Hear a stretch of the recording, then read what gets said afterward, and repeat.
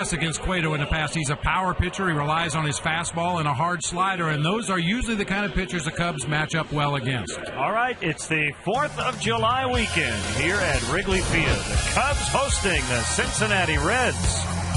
Next.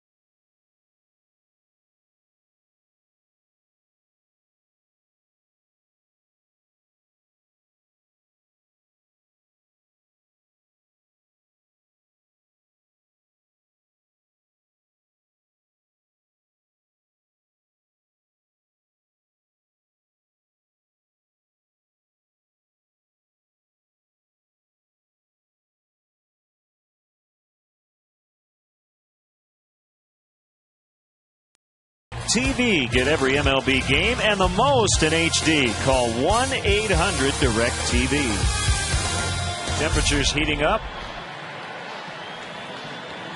And a lovely day here the day before Independence Day. Big crowd on hand here. The Cubs try to snap a 3-game losing streak as they face this Reds Southwest starting lineup. Dusty making a few changes. Brandon Phillips in there as always, but Chris Heisey's in center for Drew Stubbs. Joey Votto, best hitter in the National League statistically right now. Scott Rowland at third, Jay Bruce in right. Hernandez at catcher, Lance Nix getting the nod in left for Johnny Gomes. Paul Janisch at short for Cabrera, and Johnny Cueto will do the pitching.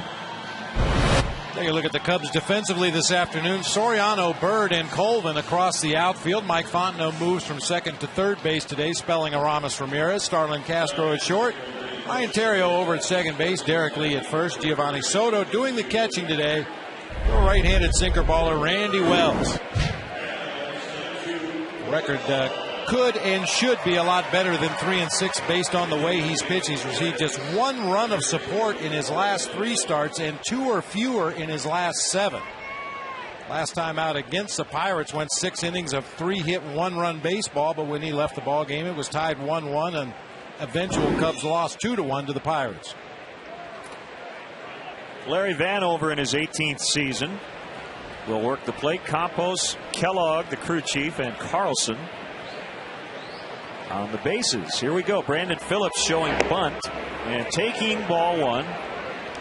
Wells and Cueto facing today's opponent for the first time this season. But as we mentioned in the open, Randy Wells, good success against the Reds last season.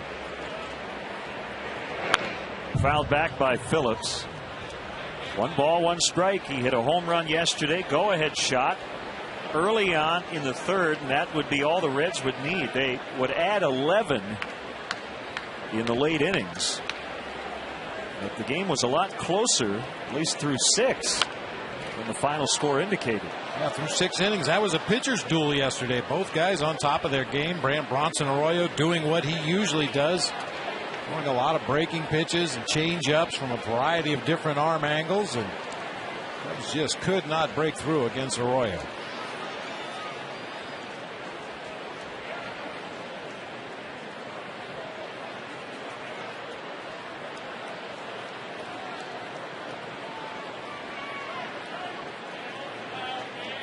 One and two on Phillips. Heisey and Votto to follow. Rolling if anybody gets on. And a pop fly into right center.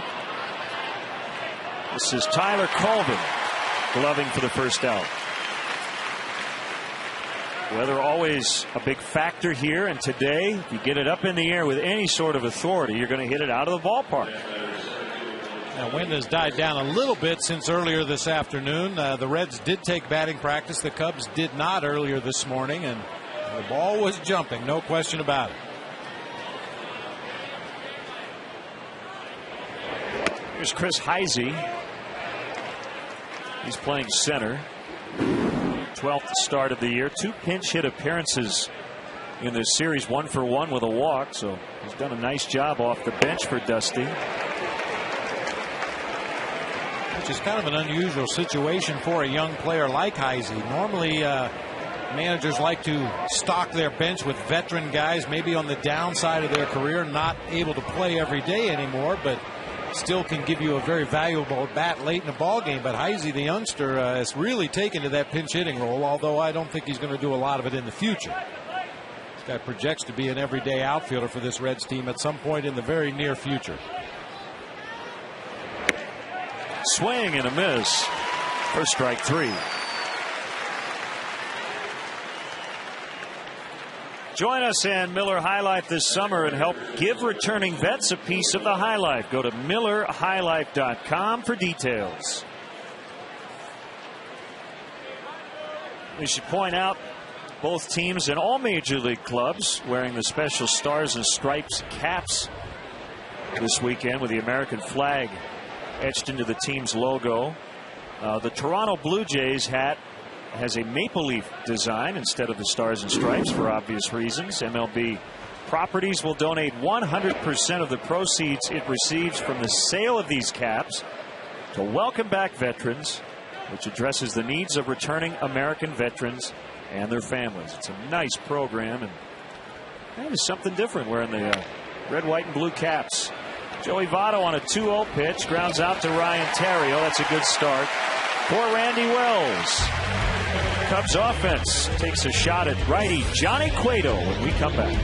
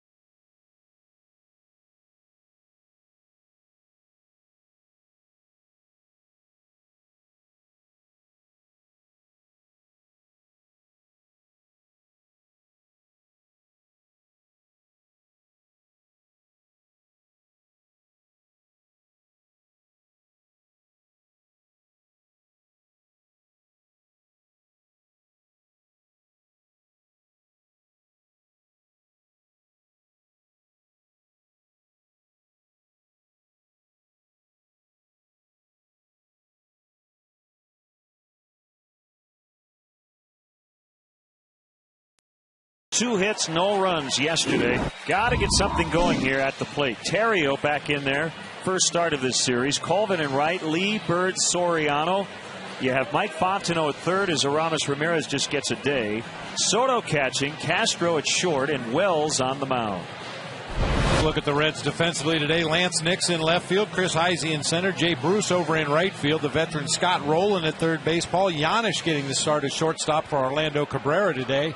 Brandon Phillips and Joey Votto on the right side of the infield. Ramon Hernandez doing the catching today for right-hander Johnny Cueto. Bob, I noticed in Cueto's last start, which was a win against the Phillies, he went 8 innings. Was really good, gave up 1 run, but didn't strike out anybody. I would think this is the kind of day where to have success, you got to miss a few bats. The wind's blowing in, let him hit it, but today's a little different. Yeah, you'll see basically a 2-pitch mix from Cueto. A fastball that sits in the low to mid-90s with a little bit of tailing action.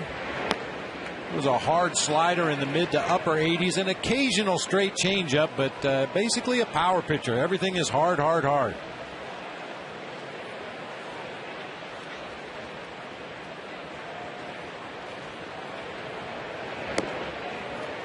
That's a strike. 2-1 on Ryan Theriot. We've got 3 guys battling for time at second base.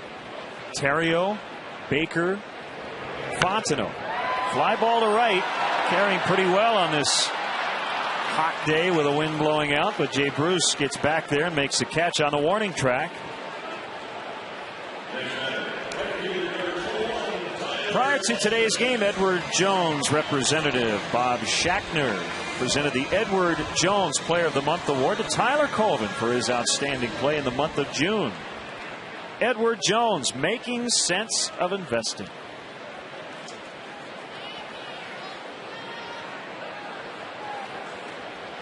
Here is Colvin. Ground ball fair into the outfield grass, and from his knees, Votto gets it to Johnny Cueto. Nice play. 2 quick outs. In case you haven't been with us the first 2 games of the series, this is one thing the Reds do extremely well. They play solid, airtight defense. Nice play by Votto. Cueto gets over to cover the bag quickly. He made 30 errors, which is 2 less than San Diego, to lead the National League with a .990 fielding percentage. Derek Lee 9 for 25 against this 24-year-old righty Johnny Cueto. But again, all these numbers that we're going to present to you against Cueto, and there are a lot of pretty good numbers. Cubs batters prior to this season. Soto 375, Theriot 391, Soriano 444. So they've done some damage against Cueto.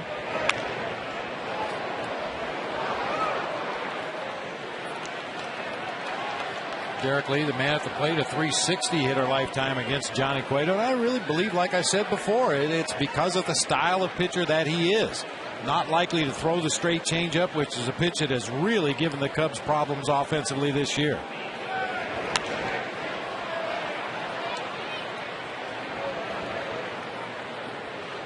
We want to welcome viewers watching on ESPN UK. As the Cubs host the Reds in the 3rd of a 4-game series.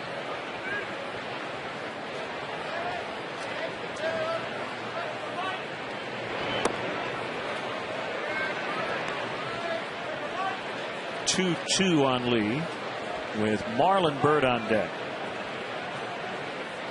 Cueto 5'10", 211 from San Pedro de Macorís in the Dominican Republic. That's where Sammy Sosa's from. Hotbed of baseball talent has come out of San Pedro de Macorís.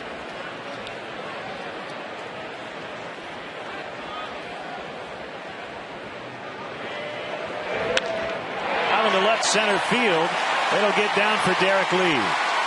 And Heisey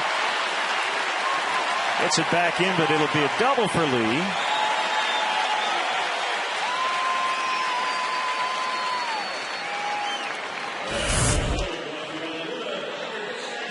Middle of the plate fastball at 93 for Derek Lee. We know Derek Lee can hit a fastball down in the zone, and he spanks that one into the gap in left center. Heisey had a little bit of trouble out there on the warning track. I believe Derek Lee would have legged that out for a double anyway, but made it a little bit easier by kicking that ball back into the vines.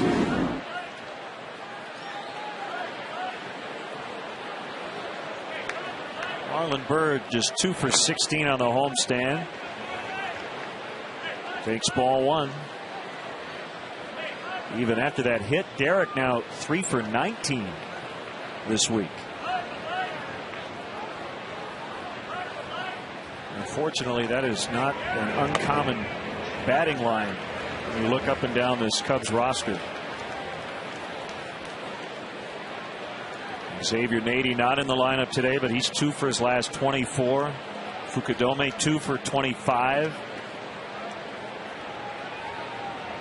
Tyler Colvin now 1 for 19.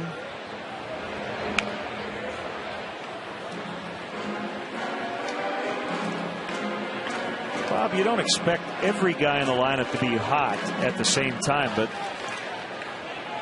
for good teams you have 3 or 4 guys who are relatively hot, maybe a couple who aren't, and then when the hot guys get cold, the cold guys get hot.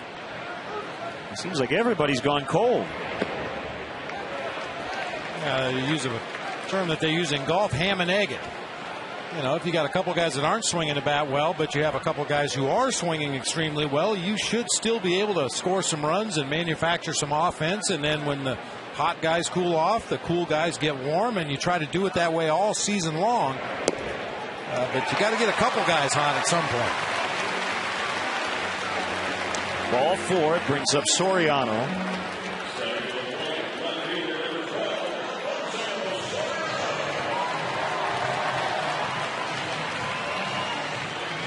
Alfonso did not play yesterday, 1 for 4 in the opener on Thursday. I saw his name in that all-star mix. You see a lot of lists of baseball analysts and experts who try to figure out who should make the all-star team, and Soriano was on one of those lists. 37 extra base hits, tied for 5th in the National League.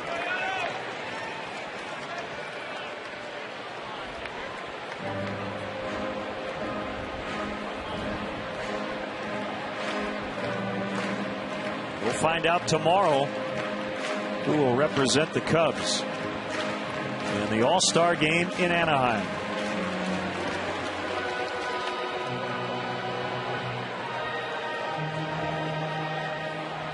Alfonso has been an All-Star 7 times. In fact, went 7 straight years from 02 to 08 and was the MVP in 04.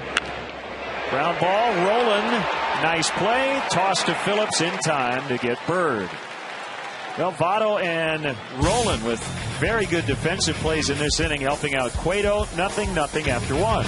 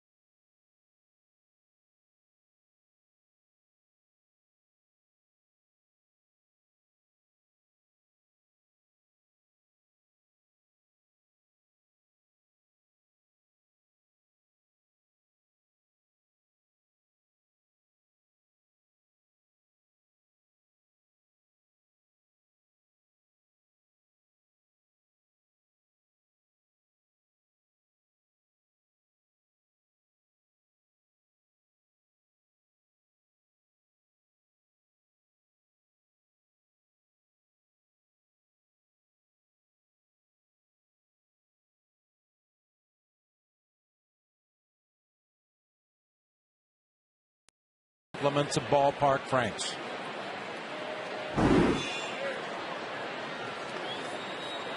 Scott Rowland leads off the Cincinnati second, takes ball 1. from Randy Wells. Rolling 3 for 9 with 3 knocked in the first 2 games of this series. Might have saved a run with an above average defensive play to end the first. Well, this kind of day here at Wrigley Field, Len, with the wind blowing out, it would behoove Randy Wells to get ahead in the count as often as possible. Put that hitter on the defensive, take some of the sting out of his bat, make him take a more defensive swing as opposed to falling behind in counts where that batter can really pick a pitch to sit on. Top 2 guys in the National League in slugging in the Reds lineup.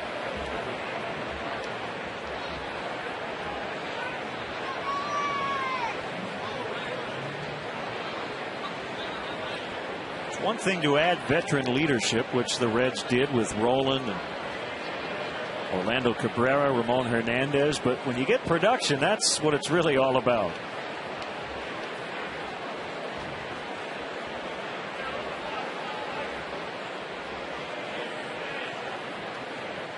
Two and 2 the count.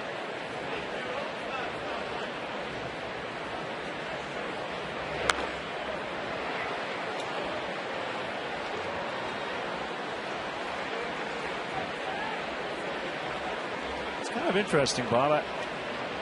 In everything you read about Scott Rowland, I know you've talked to him a few times. People talk about how hard-nosed he is, all business, and he is a clubhouse leader, but he's had a couple of issues with some veteran managers, Larry Boa in Philadelphia and then Tony La Russa in St. Louis. I don't know if it came down to a little stubbornness on both sides or what. It may just be one of those situations where both guys want the same thing so badly but feel there's a couple of different ways to get to that point. There's no question that Tony La Russa and who was the other manager? Larry Boa. Obviously guys that love to win ball games as Rowland goes down on strikes, and there's no question Scott Rowland wants to be a winner as well, and sometimes those strong personalities with the same goal but maybe different ideas about how to get to that goal, it's going to clash from time to time. Good straight change up that time by Randy Wells, got Rowland way out in front. Second punch out for Wells as he faces Jay Bruce. Bruce swings at the first pitch. A high fly to center. Marlon Byrd backing up a couple of steps after he came in. 2 down.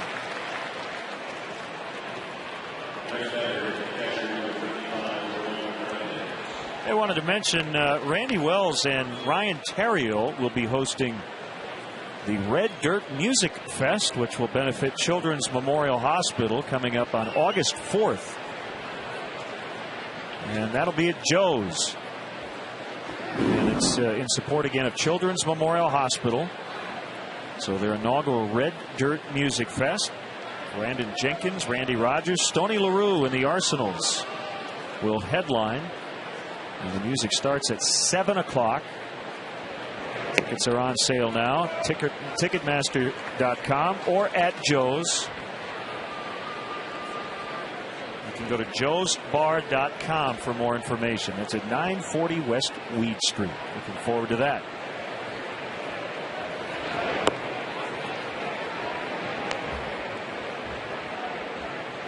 One and one on Hernandez. Tell he likes hitting at Great American Ballpark. Very few guys don't like to hit there. Only the pitchers. That is a very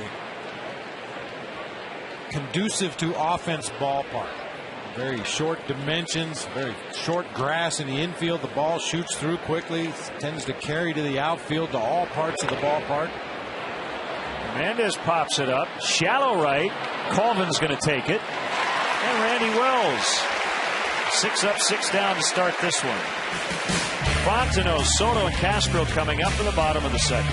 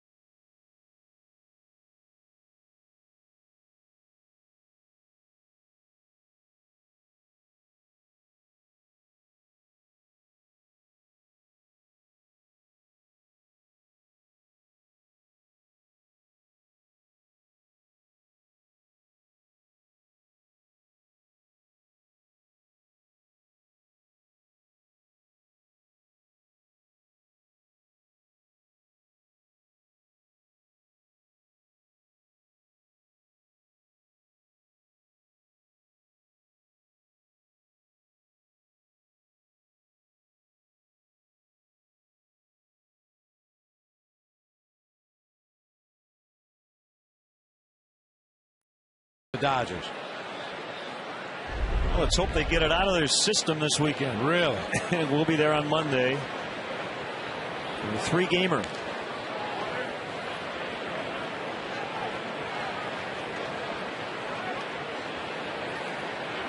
So the Cubs coming back on offense here in the second.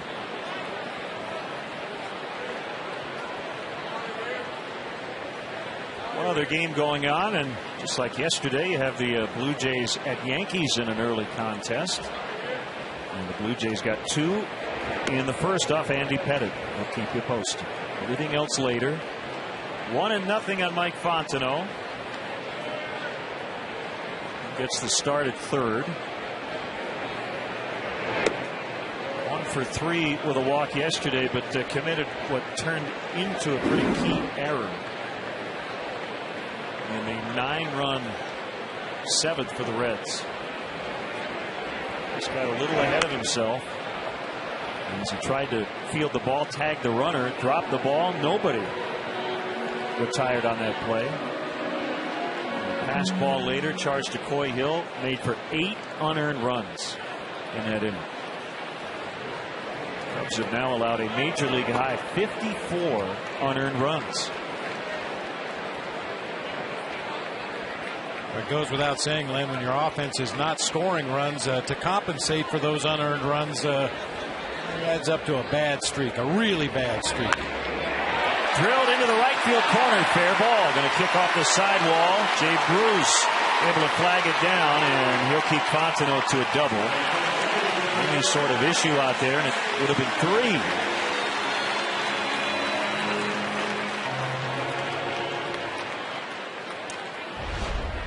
Take a look from our Coors Light RoboCam. Mike Fontenot turning on an inside fastball, keeps it fair down into that right field corner. And you're right, Len. He was going hard. He was thinking 3 the whole way. That's the attitude you love your base runners to have. Always think 90 feet ahead of what you know you can get. Mike Fontenot knew he had an easy double on that one. He was running as if it were going to be a triple. You can always stop.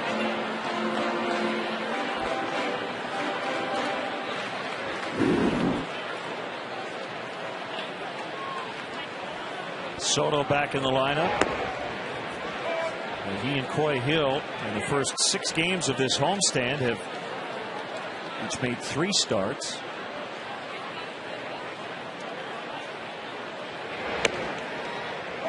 Inside corner, and it's now 1-2.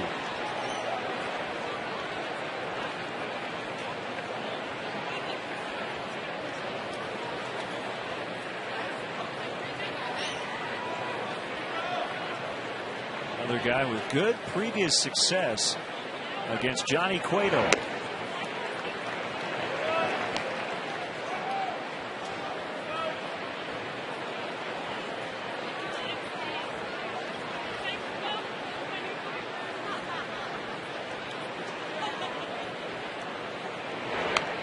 And on his hands, fouled off. Cueto working quickly.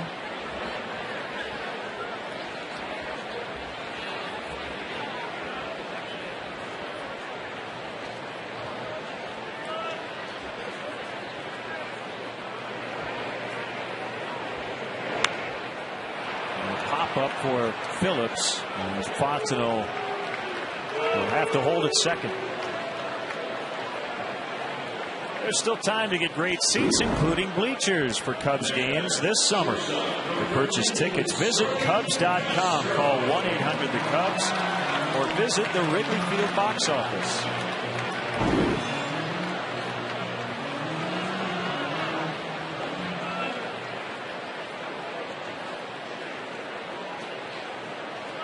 Yankee fan in the bleachers. Good security out there. I always like it when you have a fan of a team from a different sport. I don't remember where we were. I think it might have been Texas. Fan with a Utah Jazz jersey on. That was kind of interesting. A lot of Cub gear here at Wrigley Field, and wherever we go. No matter what the colors are for the home team when the Cubs go on the road, you see a lot of Cubby blue. An old school Brewers hat? Yeah. Sometimes I think it's more just about the look than it is loyalty to a team. She just thought it was cute. Yeah. Matched her outfit. Brings out the blue in her eyes. Ball 4. Castro is aboard. Randy Wells coming up. Brings out the red in his hair. Possibly the red in his eyes, depending on what he did last night.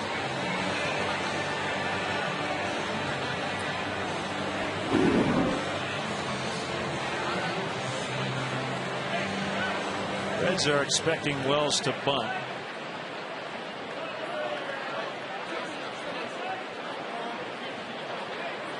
And he's already squaring to bunt. Takes a pitch outside, throw to second. Fontenot read it, able to get back in plenty of time.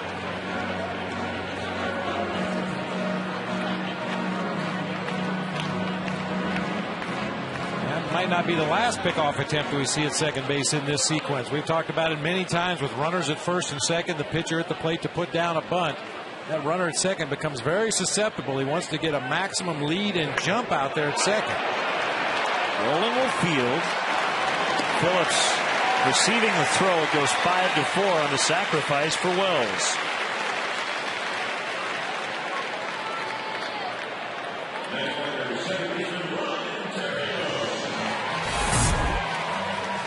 Nicely done by Randy Wells. Angled that bat to make sure he got the ball to the left side of the field. Scott Rowland took a quick peek at second base to see if they had a play on Starlin Castro, but decided just to take the sure out at first base. Nice job, Randy.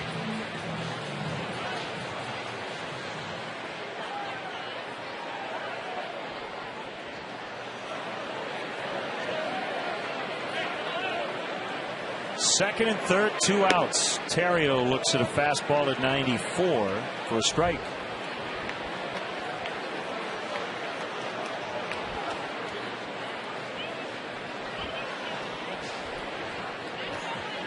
Big Ryan Terrio fan.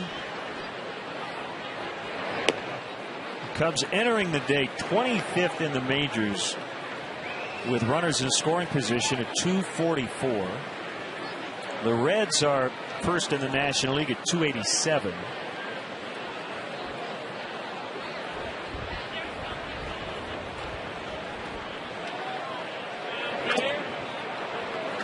One and two.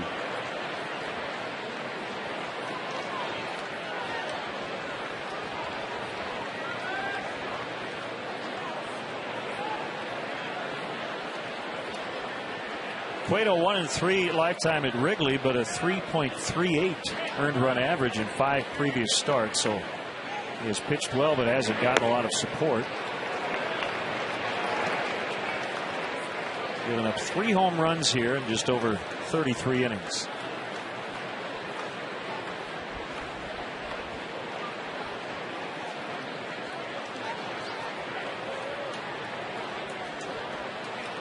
As a sign from Hernandez, the 2-2 pitch lofted down the right field line and just out of play.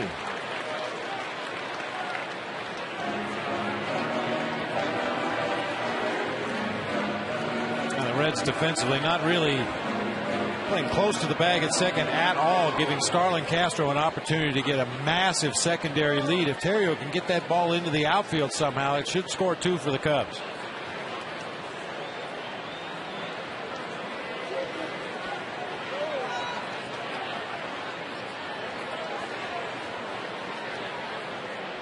Cueto steps off.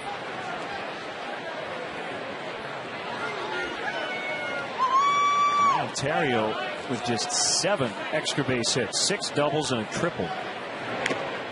And we're right at the halfway point. This is game 81 of the season.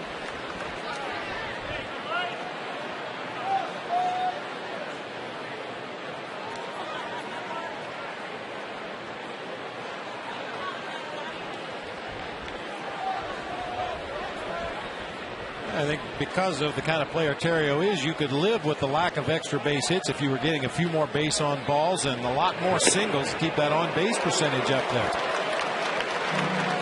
Sure, you'd like to see some balls hit into the gap from time to time, and with his speed, he should be able to get his share of triples when he finds the corners either in right or left field. But only 16 base on balls on the season, just under 300 at bats. And here's a guy who had 30 doubles back in 07. 3-2 with Colvin on deck. Cueto does not want to face him with the bases loaded.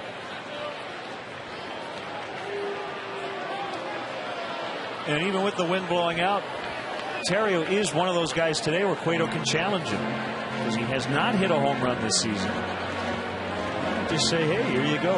See how far you can hit it. And usually that's what Johnny Cueto does to any hitter. He's a guy that loves his fastball. I mentioned the hard slider to go along with it. He's not going to try to finesse any hitters in this Cubs lineup.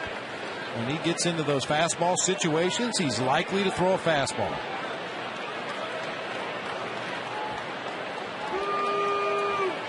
Cueto got back on the mound, immediately went to the set position and was ready to fire, and Terrio looked up and went, well, hold on a second.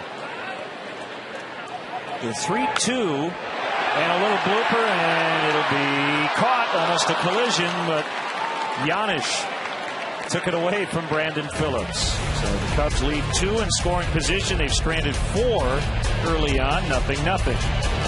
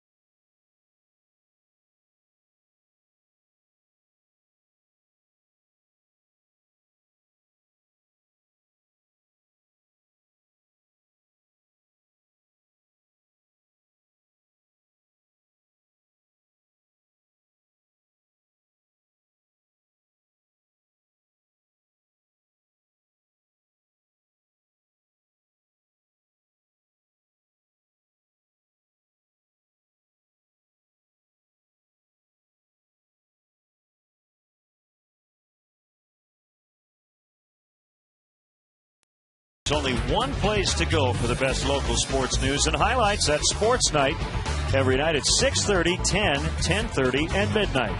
For breaking news, highlights, and exclusive interviews with the athletes you care about, tune in to Sports Night every night at 6:30, 10, 10:30, and midnight, right here on Comcast Sportsnet, fans' best friend. Bottom 3 for the Reds, starting with left fielder Lance Nix, Paul Giannis, and the pitcher Cueto against Randy Wells. 1-1. Well, that's a look. The eye black underneath, the white frame sunglasses with the orange reflecto lenses. Yeah, looks like an alien.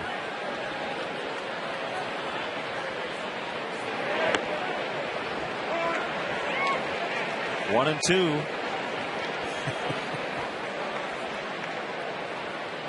Must be bright down there. It must be really bright down there. He's used to playing his road games on the surface of the sun. Sharply hit ground ball right at Starlet Castro. Scoops it up and gets it to Leach just in time.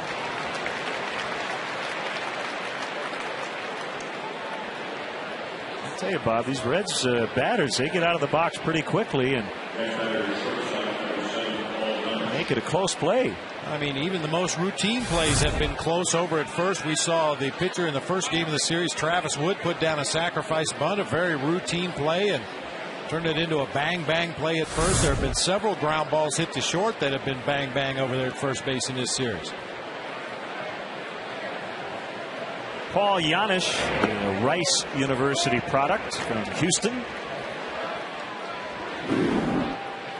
Pretty versatile guy, can play all over the infield. He's even made a couple of pitching appearances in his career.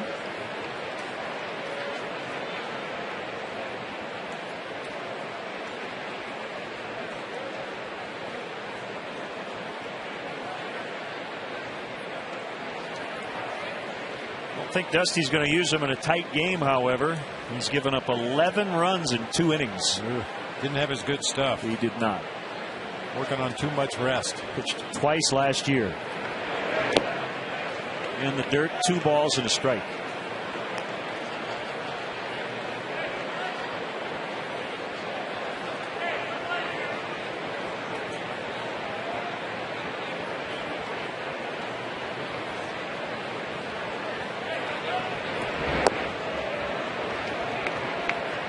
You have to give Dusty a lot of credit, and I'll tell you, he's in a really good spot currently, Bob, in that it seems like whatever lineup he writes out, they feel like they have a chance to win. It's not always the case. I think that's one of the most important jobs a manager can do, or one of the most important things a manager can do, is make every player on your roster feel like he's valuable to the team winning ball games, whether it be a part-time player, a pinch hitter, a pinch runner, a late inning defensive replacement. Make everybody on your side of the field feel like they're integral to winning ball games. Gomes, Cabrera, and Stubbs all out of the lineup today, but I assume all 3 would be available to pinch hit if necessary late. And that's the way you have to look at it. Rather than, okay, I'm not starting my best lineup today.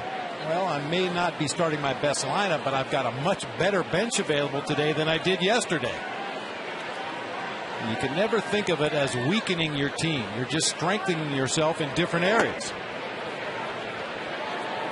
Wells working from the stretch for the first time.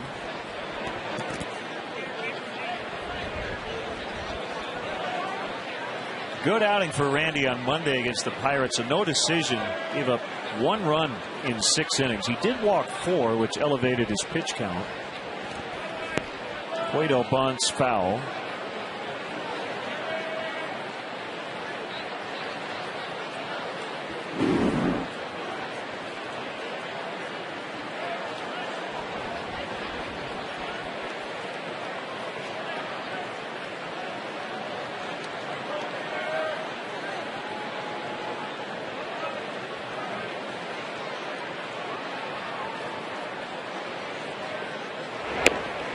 Outside, 2-1.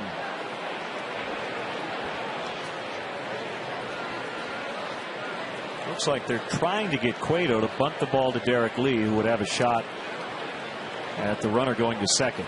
See a couple of fastballs just off the outside corner. If you know a guy's going to bunt, you try to place the ball where you want him to hit it. And it does go to Derek, but his only play is first. Terrio covering, 2 outs.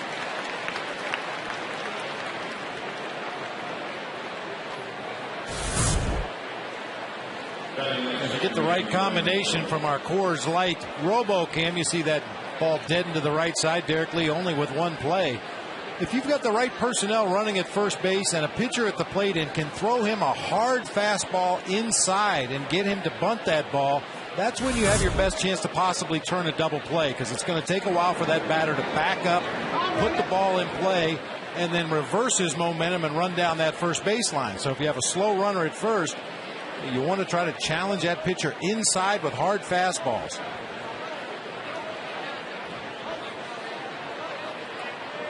Brandon Phillips with a runner at second, 2 outs. Bouncing ball picked up nicely on the short hop by Fontenot. He throws across for the out. We'll go to the bottom of the 3rd. Still nothing from Wrigley.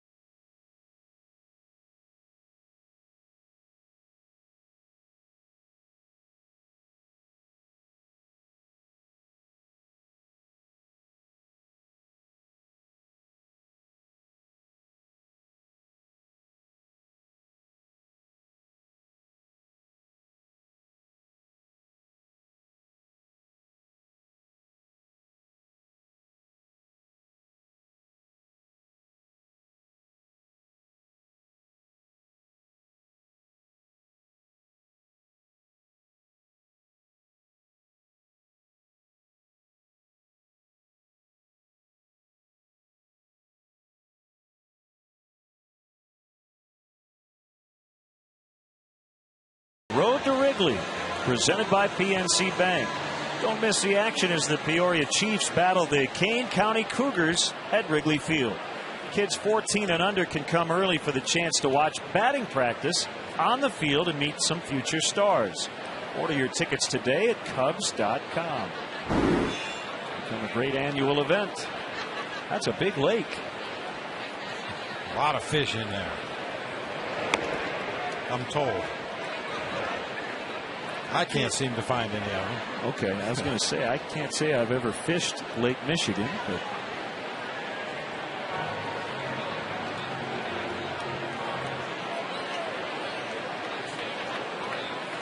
one strike on Tyler Colvin. And a roller up the middle, base hit. Phillips was shaded slightly to the pull side of his position.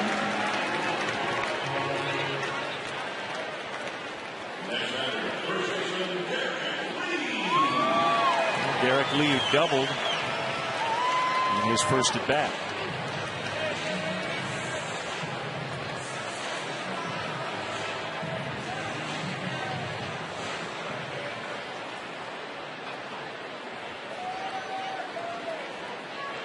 The Reds won yesterday. The Cardinals held serve last night, shutting out Milwaukee 5-0.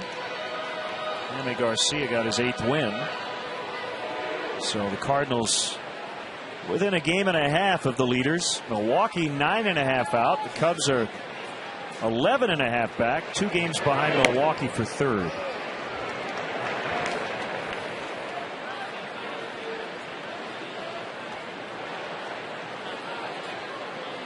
If the season ended today, you'd have the Braves, Reds, and Padres as the division winners, and the Mets would have beaten out the Cardinals by a game for the wild card. But we're only halfway home.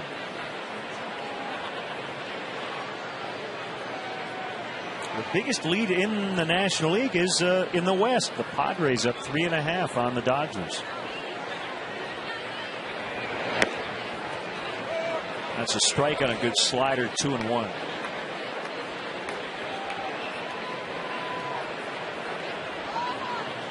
Just in case you're wondering what the wild card looks like, the Phillies 5 back in their division, but only 3 out in the wild card. I think it's safe to say, based on what we've seen the last 15 years of wild card round postseason action, just getting in is a key. Just get there.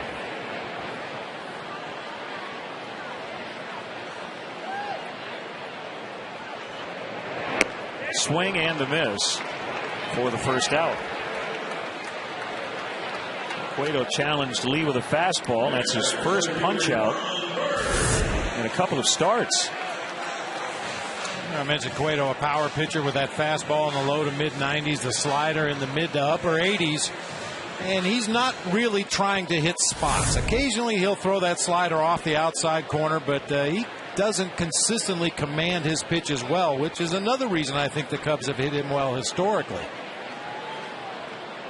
Seems like pitchers that are able to command and change speeds on that outside corner are the guys that have really given the Cubs offense fits lately.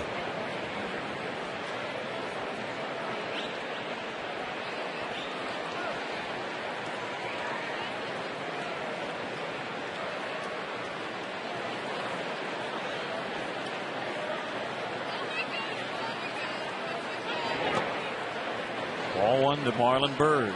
Rare changeup that time from Cueto, a pitch he throws rarely, maybe just a handful a game, and usually saves him for those guys in the middle of the opposing lineup to just to give them a different look.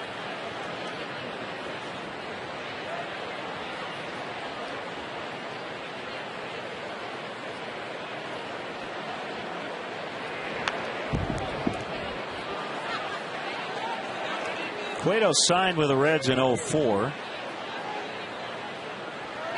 He was their minor league pitcher of the year in 2006 and 2007, and then in 2008, his rookie campaign at this level, he was sensational. His first 2 starts, 18 strikeouts, no walks.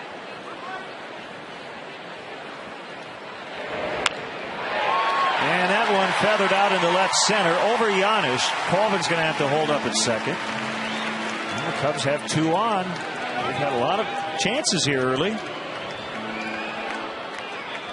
6th base runner over the first 3 innings.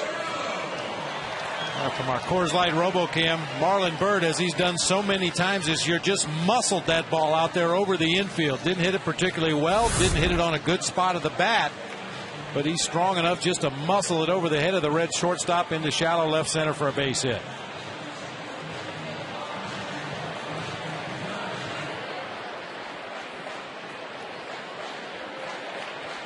Let's see if they can convert here in the 3rd.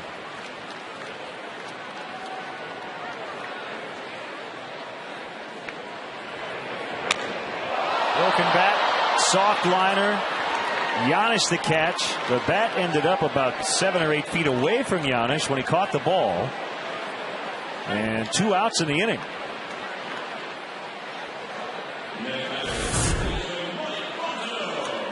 Hernandez sets up pretty much down the middle of the plate. That tailing action on the Cueto fastball moved that ball off the barrel of the bat down near the trademark and just shattered it in Soriano's hands. The bat, the ball going the same direction. Giannis able to concentrate on the baseball and make the catch. Just a guess, Bob. I don't think they're going to be able to save that bat. I don't think so. The duct tape in the world will work on that. High to Fontenot. Although when I was 10 years old, my dad would have taken that and put a few wood screws in it, a little bit of electric tape. It's good to go. Yep, that's right.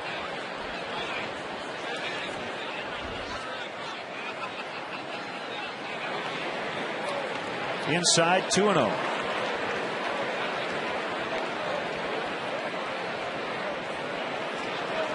Soriano now 0 for his first 2 in this ball game. He had been red hot against Johnny Cueto coming into this game. He had 7 for his last 11 with 3 home runs against the Reds right-hander.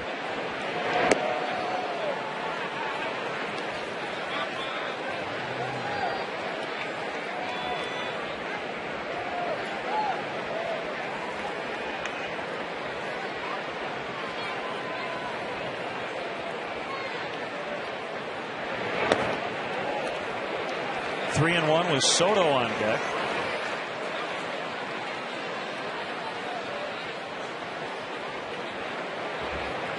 Cubs have 4 hits. The Reds have none.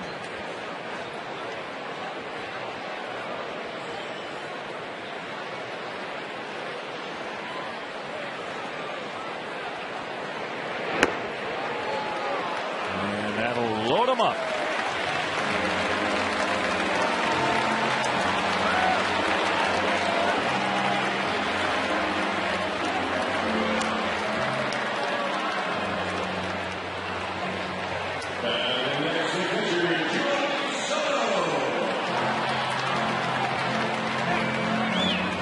Soto popped out in the 2nd. 2 singles and a walk, and the Cubs have the bases loaded with 2 outs.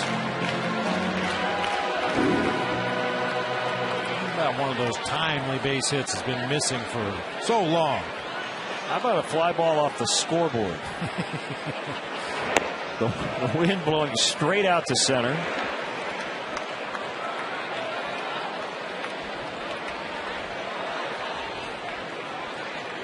Soto without a grand slam in his major league career.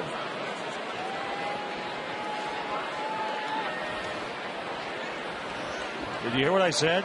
No career grand slams. None. Hernandez kept it in front of him, 2-0. A walk here wouldn't be the worst thing either.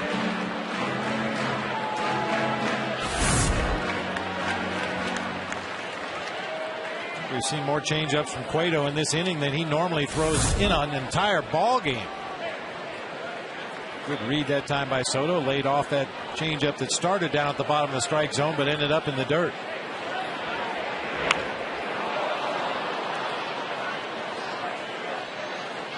Well, that's the way it's gone. 2-0 with the bases loaded.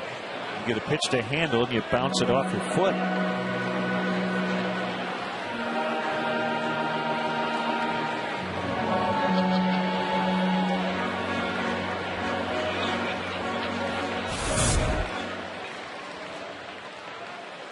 Fastball on the inside part of the plate, just caught the top half of the ball and fouled it off his own left foot. 1 hopper to Phillips. How about this? 7 stranded through 3. Getting opportunities, not cashing in. Still scoreless.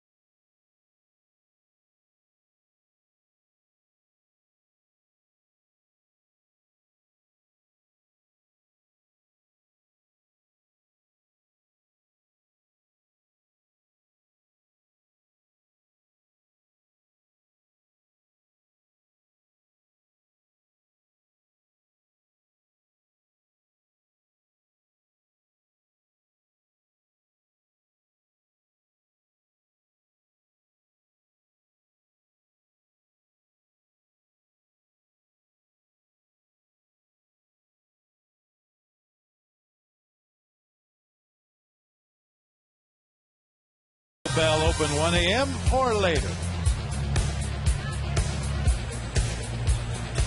Beautiful day in Chicago.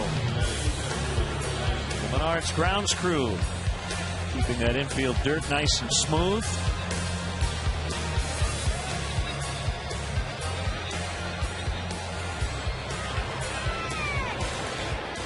We start the top of the fourth.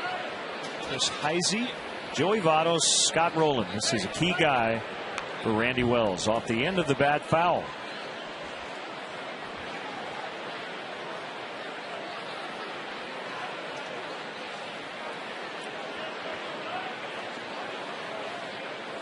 Got a little on this date for you, Bob. Like it. July 3rd, 1945. Pretty good year for the Cubs. Soriano and Bird get together. It'll be Marlon Bird to make the catch. Braves field in Boston. Cubs beat the Braves 24-2. Phil Cavarretta, Don Johnson, Stan Hack all scored 5 runs. It's the biggest offensive output for the Cubs in modern history, at least up till 45, going back to 1900.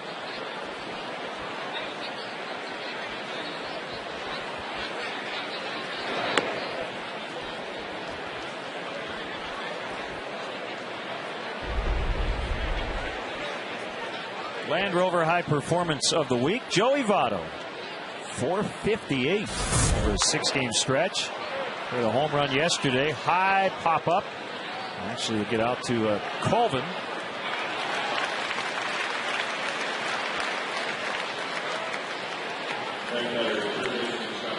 And now AT&T trivia time. These two veteran managers both managed 2 20-game winners. Can you name them?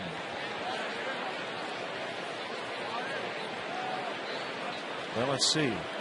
And for Dusty in 1993, Billy Swift and John Burkett, I believe, both won 20 games for the San Francisco Giants. I was going to go with Russ Ortiz. Good call. And for Lou Piniella, they are both Mariners.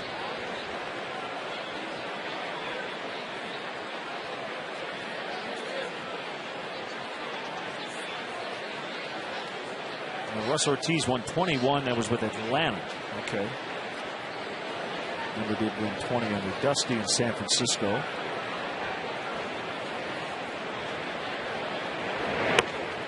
Inside to Rowland. 1-2.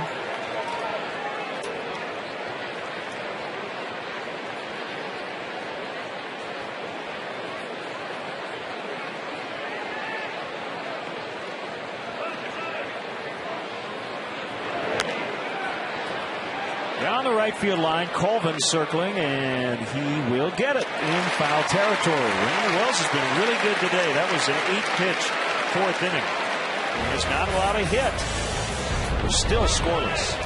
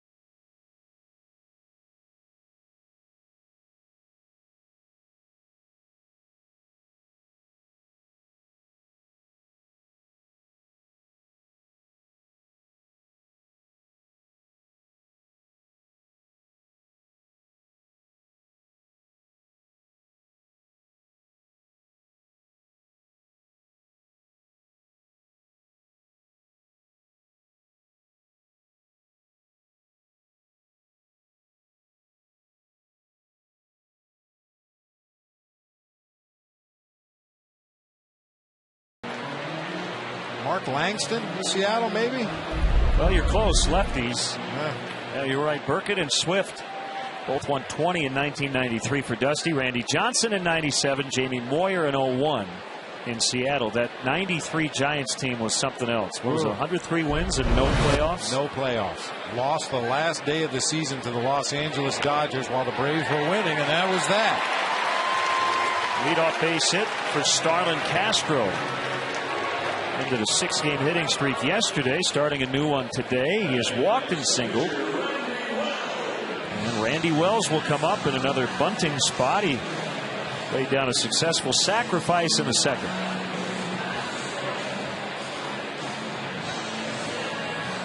Well, in hockey parlance, the Cubs have outchanced the Reds big time. The scoring chances department today, but still scoreless. Randy Wells has outpitched Johnny Cueto.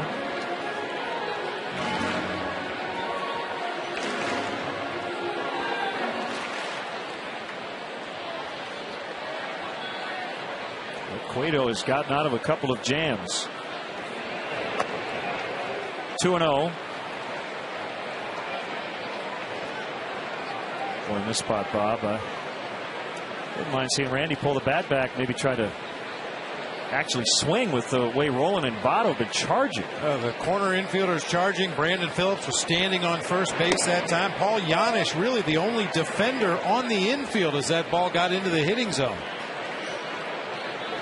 And we've got both corner guys probably about 40 to 45 feet from home plate when the ball is delivered.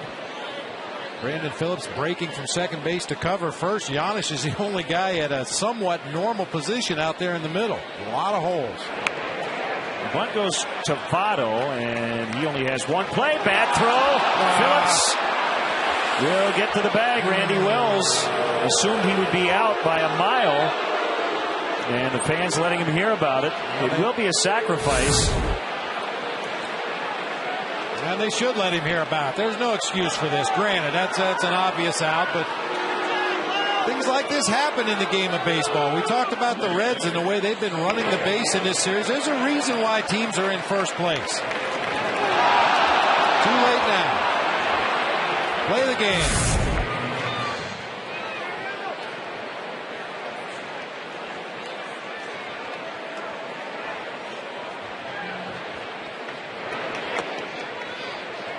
Randy thought he might have been tagged, and then Votto instead just threw an off-balance lollipop to first, and Phillips was able to go up and get it and had plenty of time to step on the bag. Terrio base hit. Castro being held at third.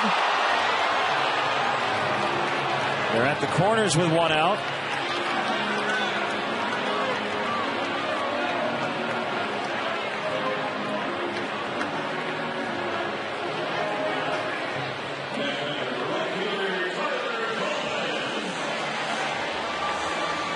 Like Ivan DeJesus is going through his spiel that he gives to the base runners when they get to first. Freeze on a line drive. Watch where your outfielders are playing. And he made a motion with his hand simulating a breaking ball. Watch for the breaking ball in the dirt. Anytime Ryan Terrio sees a pitch headed for that area in front of Ramon Hernandez, he should break for second base. Even if Hernandez picks the ball cleanly, he's going to have second thoughts about throwing to second base with a runner at third.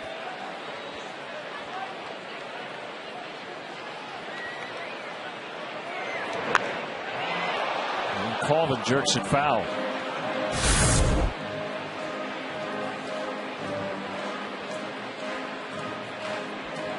That's after Randy made that out, talking with Derek Lee.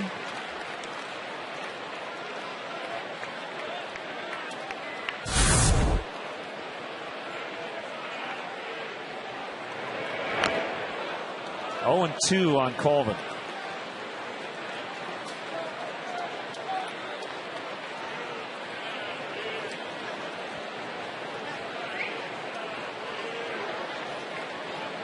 You talk about the athleticism of players at the major league level, and Brandon Phillips' athleticism saved the Reds an error and possibly a run scoring with his ability to go up the ladder and catch that high throw from Joey Votto and still get back to the bag in time to get Randy Wells. This is the first 0-2 count for Cueto. And has kind of gotten used to dealing with runners on base.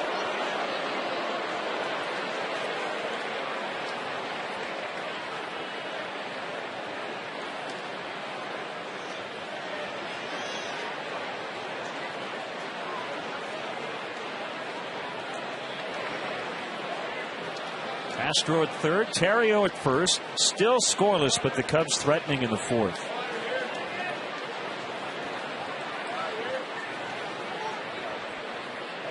Swing and a miss, strike three.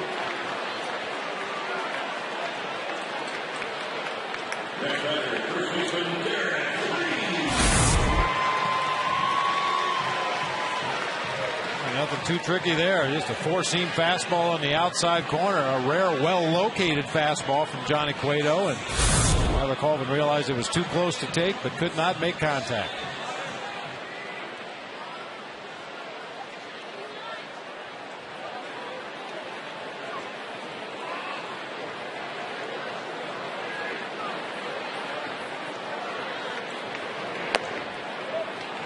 One and nothing on Lee.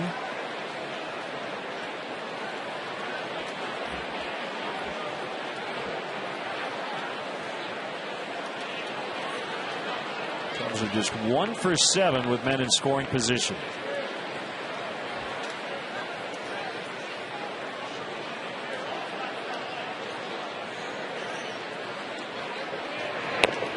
Couldn't hold up. 1-1. Best fastball of the day from Johnny Cueto. That one at 95 up above the letters. Had to look very tempting for Derek Lee. He just could not check his swing once he realized it was going to be up out of the strike zone.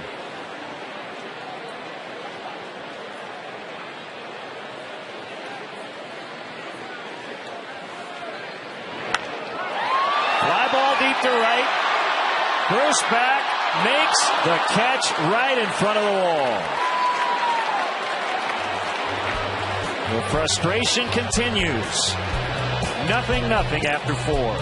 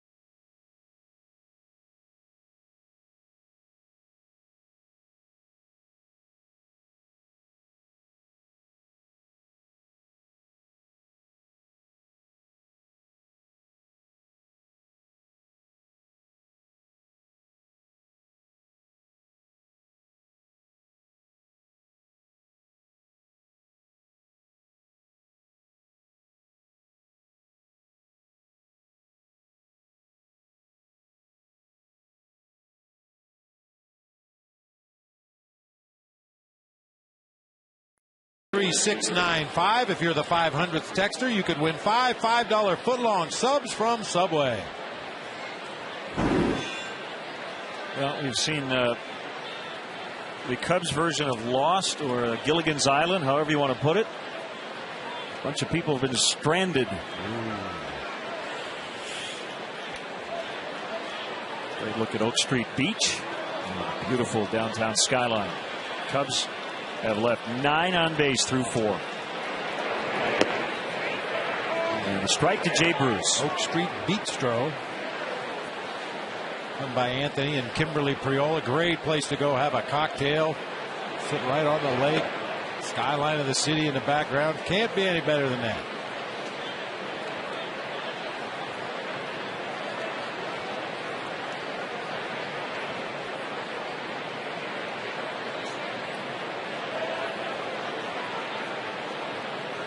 Randy's been really good.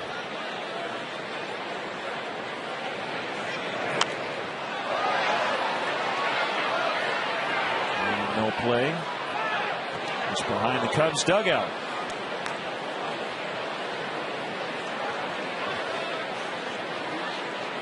Some days it's a more obvious no play than others, depending on the wind conditions. With the wind blowing out here at Wrigley today, those pop-ups behind home plate and down the lines have a tendency to get pushed back closer to the field. So Giovanni Soto went all the way over to the bricks to give that one a look. Jay Bruce playing in his NL leading 82nd game this afternoon. A 1-2 on the ground to Terrio. Easy play. One out.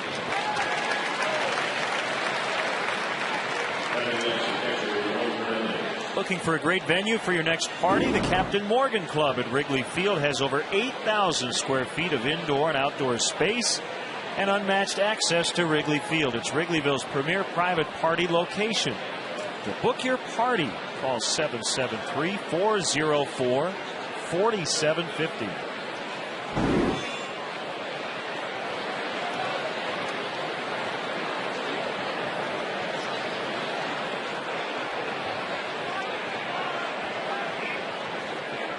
Catcher Hernandez, former Athletic, Padre, and Oriole.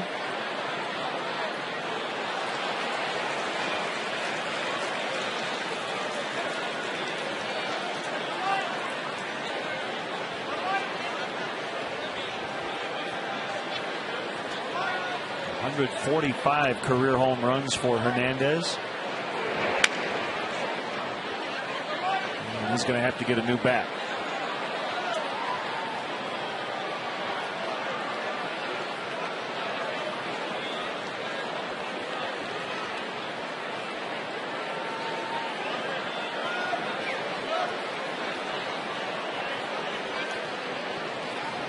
Hernandez has, in my opinion, been a very underrated player throughout his career. Very solid pitch caller behind the plate, solid defensive catcher, throws better than average. At the plate, he's a contact hitter, puts the ball in play with occasional power. He'll take his base on balls.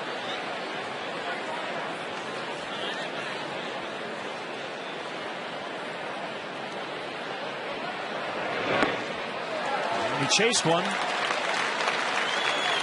Third strikeout for Wells. I think with his young Reds pitching staff, the ability to call and control a game is probably his most important asset for Dusty Baker and the Reds. Chases a changeup in the dirt that time from Randy Wells.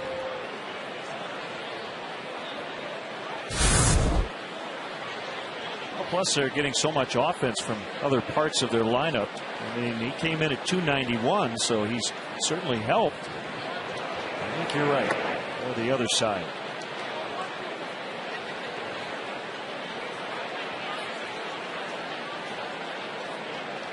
I don't know about you, Bob, but it's a 0-0 score. Wells again has been better than Cueto, but because of the way it's gone offensively for the Cubs lately, it doesn't feel like it's a tie game. And if we feel it, and if the fans feel it, you have to think they feel it in the dugout. Which goes a long way towards explaining leaving 9 runners on base through the first 4 innings. You know, Lou talks about it all the time. When you get in those situations with runners in scoring position, the pressure's on the defense. The pressure's on the opposing pitcher. It's not on the man at the plate. You should be very relaxed. You should be very confident in your abilities in those situations. You need to look forward to those opportunities to come to the plate with runners in scoring position. You almost get the feeling that some guys dread those at bats.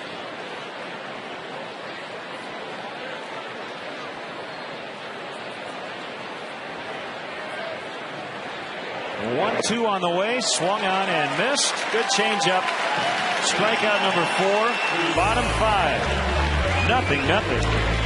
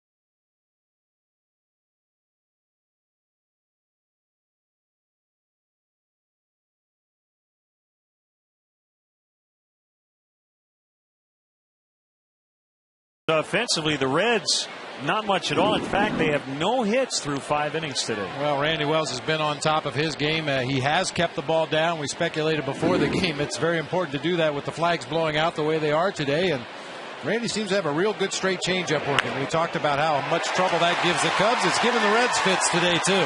Marlon Byrd with a leadoff hit. It's a double. Leadoff man has now been on each of the last 4 consecutive innings. He came in tied for the league lead with 25 doubles. That's his 26th. Well, Marlon Byrd so quick on pitches on that inside part of the plate or the inside corner, occasionally even off the plate inside. He's able to get the barrel of the bat on that ball and hook it down in the left field corner. Let's push him around there. Will this finally be the inning when the Cubs break the seal? A 0-0 tie. Soriano, who earlier this year laid down a bunt to the surprise of everybody, including his own manager, showing bunt, taking ball 1. I don't think he fooled the Reds at all. Scott Rowland came charging in from third base, but went right back to where he was when that initial pitch was delivered.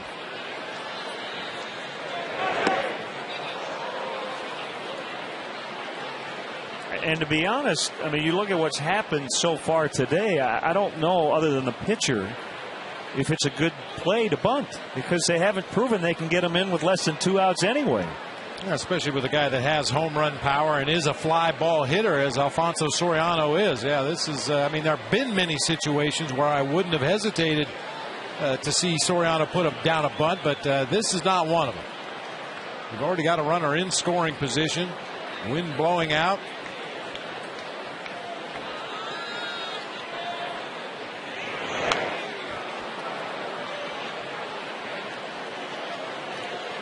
And as good as Randy Wells has been in the first half of this game, I think you have to play it like this game is not going to finish 1-0. Probably going to need to score more than 1 to win. With the wind blowing out and a powerful offense on the other side. 2-2.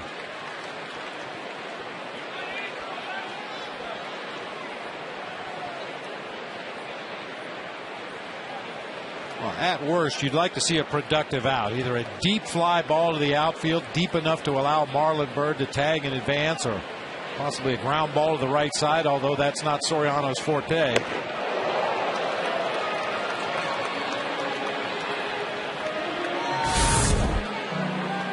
Fastball gets away from Cueto right there, right out of his hand. That ball slipped up and in, winning the count full.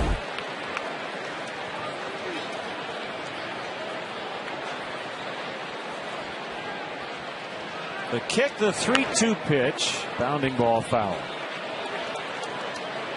Well, I think that's the issue sometimes also with the Cubs' inability to move runners around. You've got a leadoff double by Marlon Byrd. The situation would call for the batter to try to inside out the ball and hit it to the right side of the field. But that's not something Soriano is adept at. That's not something he does. Occasionally he'll get jammed and hit a ground ball to the right side, but it's never by design. Ariel continues to flirt with danger. 2 on, nobody out. Aerial coverage today brought to you by DirecTV. Get every MLB game and the most in HD. Call 1-800-DirecTV. Ballpark packed. The beaches are packed too.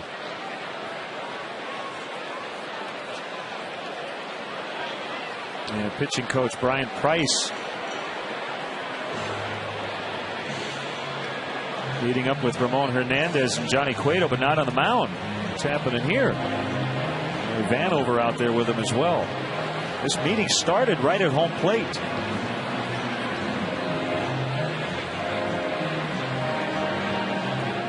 Not sure exactly what's going on. Normally when you see a pitching coach go to the umpire before going to the mound, it's because he wants the umpire to know that I'm going out there to check on his physical status. It's not a strategy meeting, it's a medical meeting, but that doesn't appear to be the case here. Brian Price went on out to talk to Cueto, also to talk to some of the infielders out there for a potential bunt situation here with Mike Fondo at the plate. 2 on, nobody out. You see how hot it is today, a lot of perspiration. The jersey of Larry Vanover. That's a good back sweat working. I imagine a lot of people sitting in the sun here today have a little bit of back sweat working. Very comfortable in the shaded areas of Wrigley Field. Just enough of a breeze to keep the air moving. But I would guess if you're sitting out there in the sunshine, it's pretty warm today. Oh, these tattoos are sweating.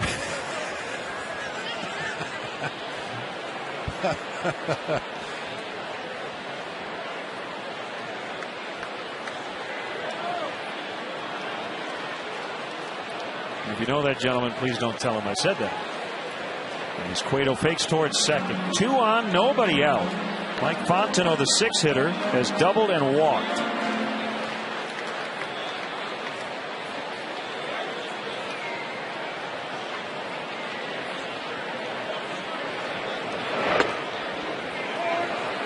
Fastball strike. Rolling in on the grass at third. The Reds would like a shot at a double play. Votto not holding on, of course, the runner at first with a runner at second. He's way off the line as well. So Soriano should be able to get a really big lead. Which is significant. If Mike Fontenot happens to hit a ground ball to the infield, you'd like that runner from first base to get down there on the double play pivot as quickly as possible and make sure the Reds don't turn 2. 2-1.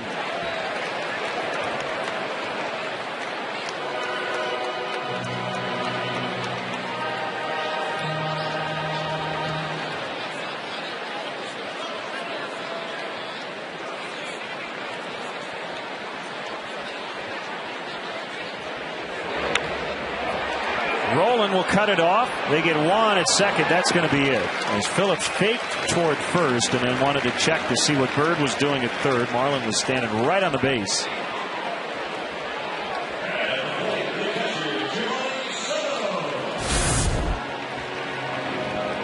From the Coors Light RoboCam, a feeble opposite field swing that time by Mike Fontenot. Fortunately, hit so slow the Reds were unable to turn the double play.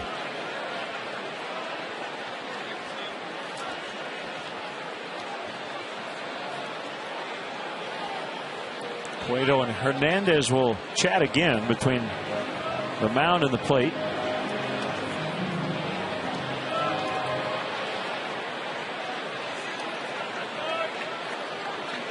And with the starter laboring pretty much throughout the afternoon, Jordan Smith, who got his first major league win in the series opener, he's now tossing in the bullpen inside.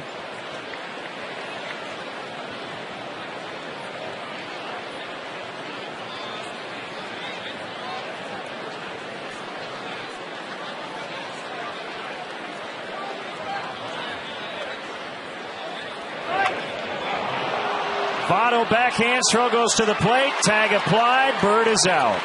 A check swing ground ball, and Joey Votto made the calculations, decided not to go for the double play, instead threw home, and they tagged out the lead runner. We saw Votto with an off-balance throw to first base on Randy Wells' sacrifice attempt. Here another off-balance throw moving to his right, threw back across his body, right on target to Ramon Hernandez in time to get Marlon Byrd at the plate. I'll tell you, I'm a little surprised he didn't try to turn 2 there. It looked like that was a tailor-made double play ball on the check swing. Soto was slow getting out of the batter's box. His ground ball was leading him right towards second base. The real wild card was Johnny Cueto getting over to cover first.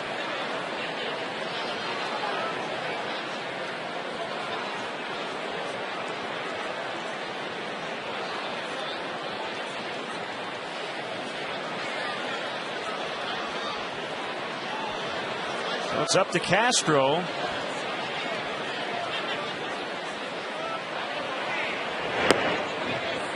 Takes it right down the middle for a strike.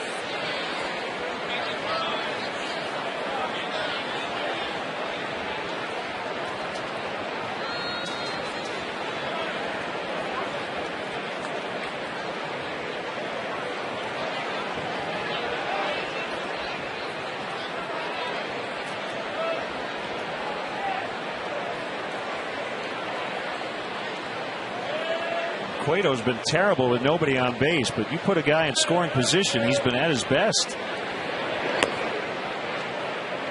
If he gets through this inning in the 6th, he may just say, how about the first 2 guys get on, then I'll go to work. That's usually not how it works.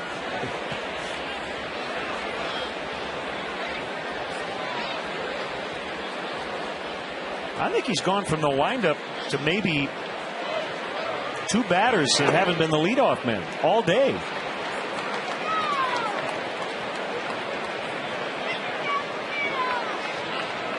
Seven hits, 4 base on balls already in this game here in the 5th inning. He's throwing a boatload of pitches, wearing long sleeves out there on the mound. A very warm afternoon here at Wrigley.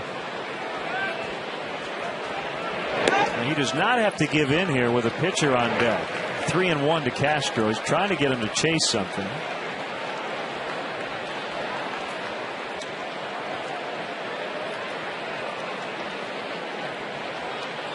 Normally this would be an automatic fastball count for Johnny Cueto, but because, as you mentioned, there is a base open. It's third base right now, but with Randy Wells on deck, this could possibly be the 3-1 count. You'll see Cueto go to that slider.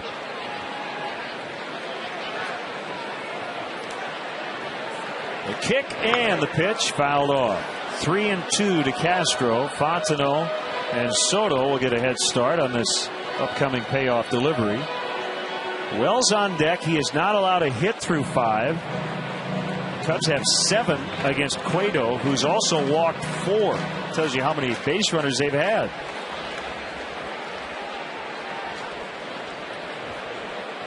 There they go, and we'll do it again.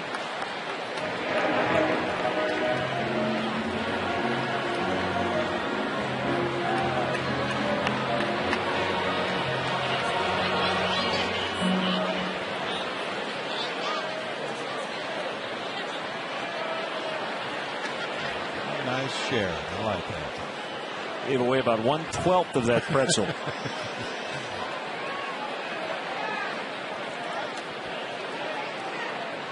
Another 3-2, ball 4.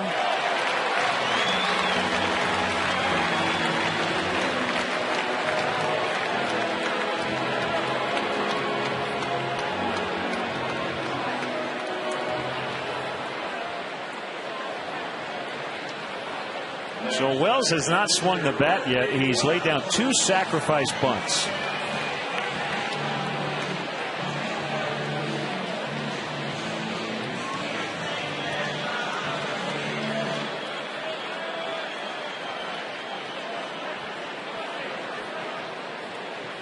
Four for 22 with a double on the season, looking for his first RBI. He has 2 in his career, and he gets a slider for a strike.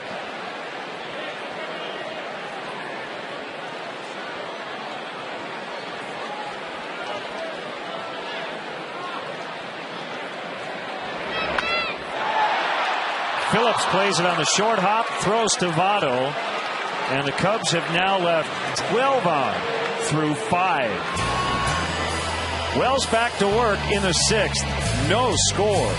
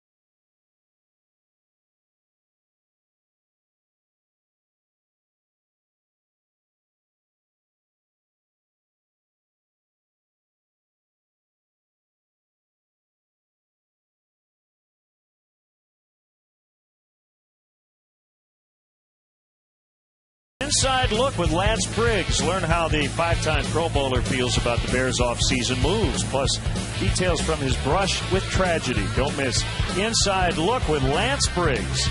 Monday night at 11 on Comcast Sportsnet. Fans' best friend. Randy Wells has allowed 1 base runner through 5. That was a 1-out walk in the 3rd to Paul Janisch. He's retired every other red hitter he has faced, and it's Janisch to start the 6th.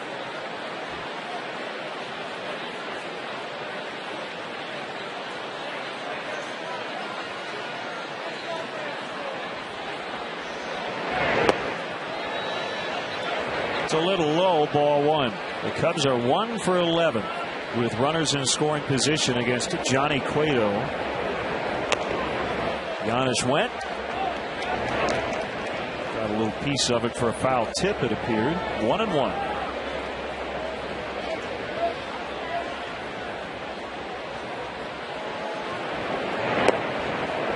Strike 2. The Yankees batting in the bottom of the 3rd. They have scored 11 in that inning against the Blue Jays, leading now 11-2. Derek Lee along with Giovanni Soto. It's Derek to make the catch in foul territory.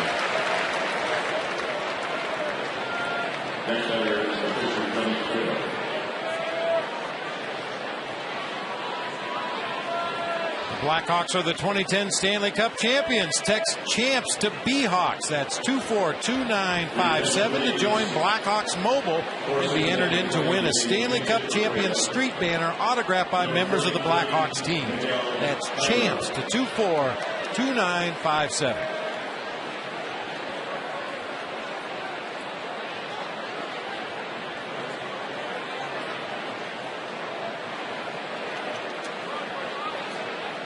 Miguel Cairo is going to hit in the pitcher's spot. Johnny Cueto played Houdini. Oh, boy, did he ever. Through 5 innings.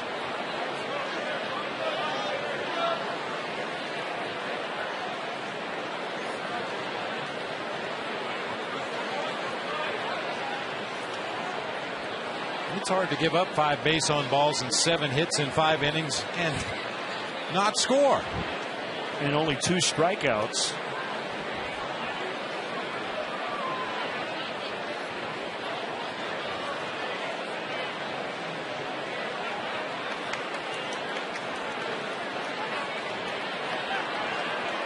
Here we go.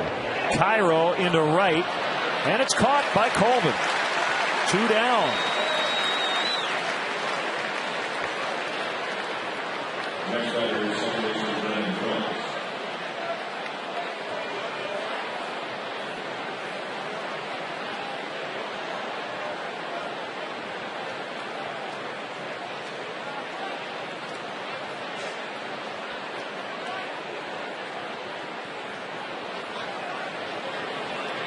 Phillips is the only player in the majors with at least 100 hits, 20 doubles, 10 homers, 60 runs, and 10 steals.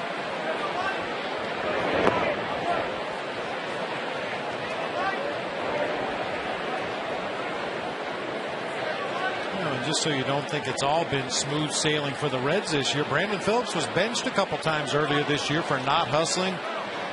Dusty Baker didn't like the effort he was seeing from his second baseman, thought he had so much more to offer, not only to himself but to the team, and they issue a little tough love to Brandon Phillips, but he's been a model of consistency lately.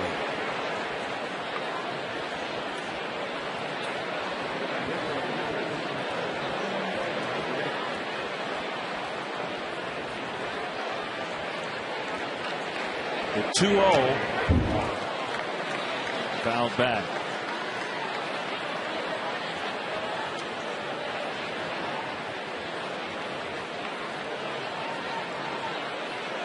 It's interesting, Bob, when you're winning like the Reds are. I don't think a lot of these guys would even consider not hustling because they want to be a part of the action. Team that's winning, 2-2.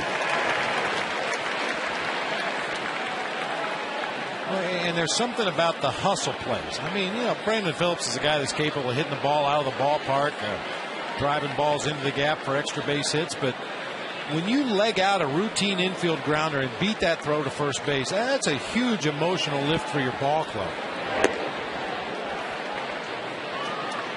And it makes you wonder why everybody doesn't do it every day.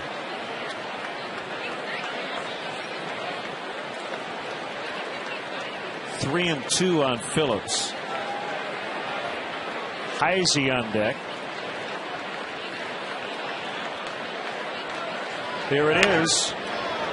Roller to Castro. And Randy Wells no-hitting the Reds through 6. How about a run for this guy? Top of the order against the Reds bullpen when we come back.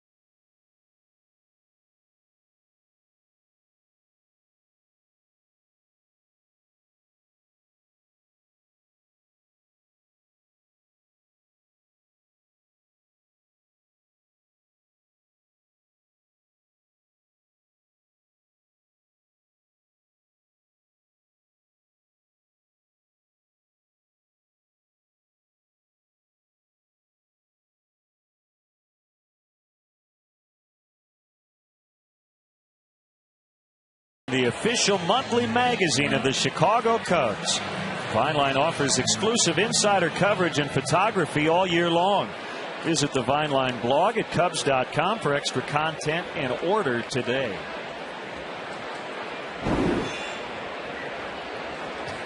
Could say all Cubs. And in some ways it has, but it's a scoreless tie. Jordan Smith got his first major league win 2 days ago. Scoreless ninth. The Reds won it in the 10th.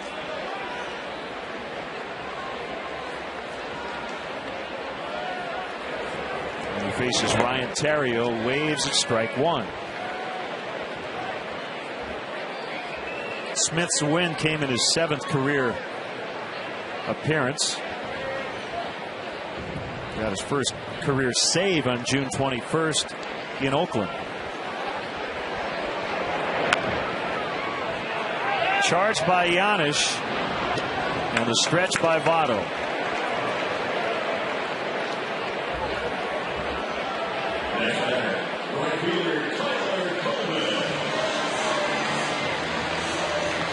Seen much of Smith, but we've seen a good hard sinker in the low 90s, a hard slider in the low 80s with good late movement. I guess when he's on top of his game, you'll see a lot of what we saw from Ryan Theriot, ground balls to the infield.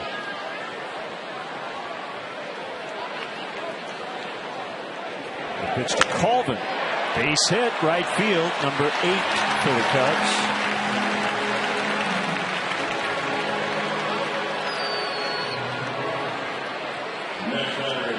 Watch Comcast Sportsnet Cubs game replays on demand with Xfinity TV from Comcast. Don't miss the action. Call 1-800-XFINITY today.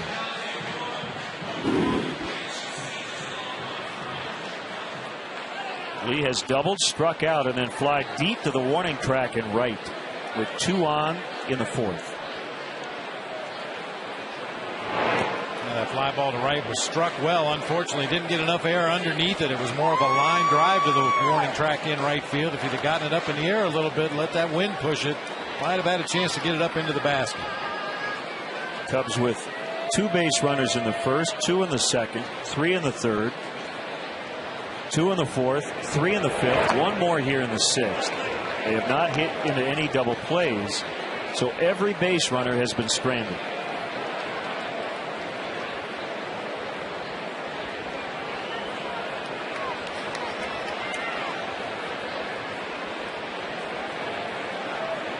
The kick, the 2-0. Pitchers strike 2-1.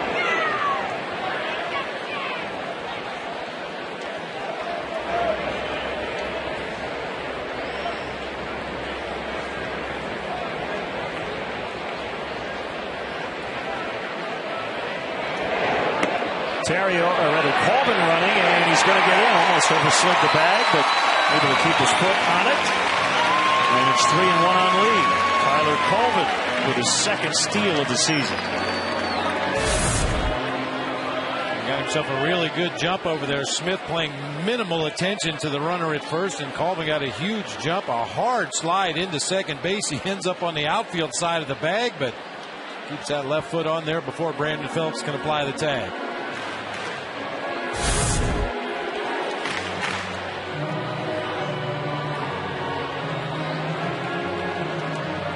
Seen that look that we just saw from Ramon Hernandez. He's looking over at the bench incredulously saying, can you believe the jump he got? We got to do a better job holding runners. I've used that look myself a few times. 3-1 to Lee. Ball 4.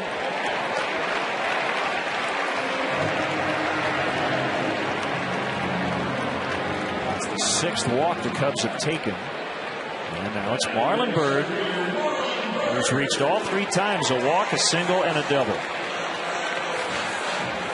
The average has gone up 4 points today. It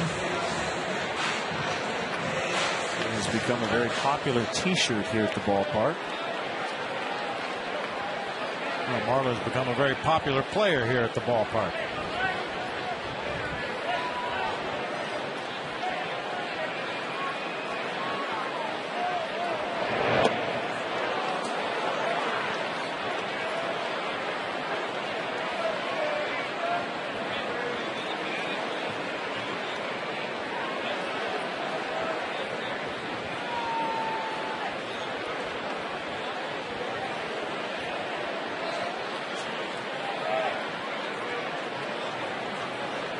The 0-1 just missed. Similar spot as the first pitch, but Bird didn't go after it.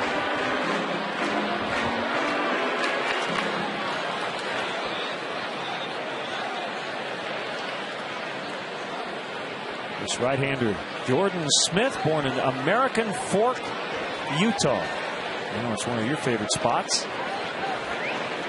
It's right up there.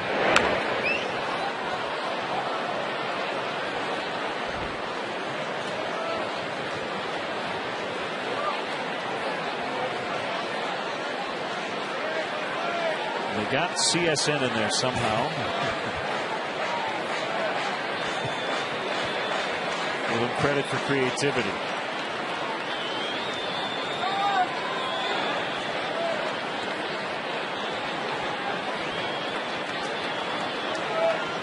Here comes the 1-2, up and in.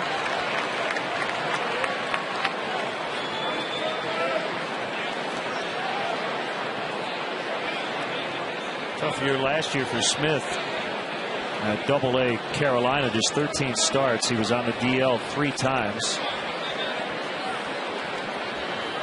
He was a mid-season Southern League All-Star. He had a 3.44 ERA in 09. Skipped Triple-A this year. And the 2-2 to Bird in on his hands and muscled foul.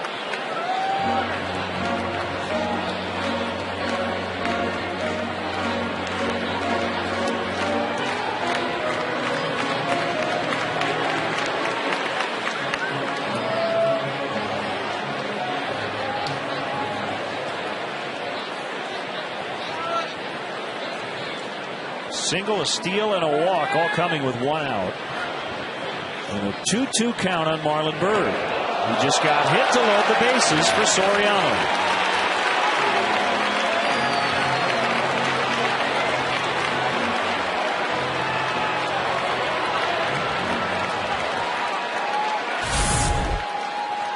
Time this season, Marlon Byrd has been plunked by a pitch to go along with his 11 base on balls. He may do that rarity that we've been talking about all year. Get hit by pitch more times than he draws a base on balls.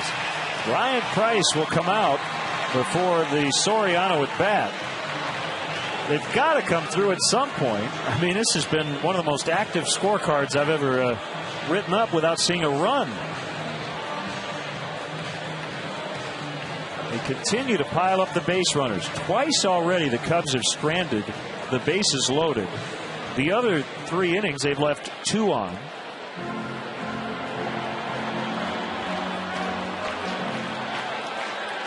Meanwhile, Randy Wells has not allowed a hit through 6. And the Cubs getting one of the best starts they've had all season as they try to get the lead for him here in the 6th. Only Weeks and Fielder of the Brewers have been hit more often than Marlon Byrd.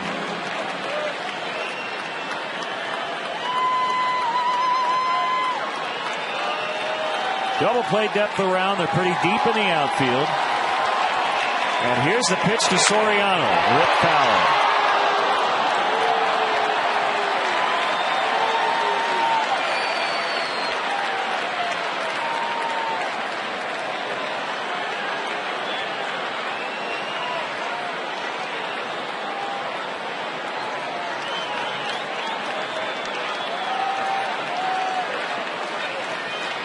The 0-1, swing and a miss on a slider. 0-2. I've said it many times, the best fielding fans in baseball. That was not an easy floater into the stands. A rocket line drive. Nice play.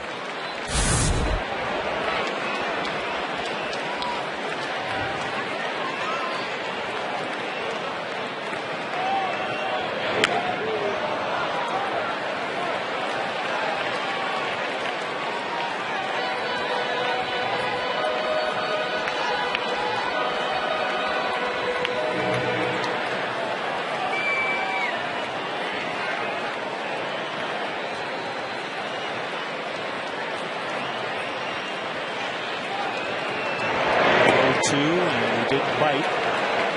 1-2. That time Hernandez was set up over in the left-handed batter's box as you get a look at right-hander Nick Massett beginning to throw down in that Reds bullpen.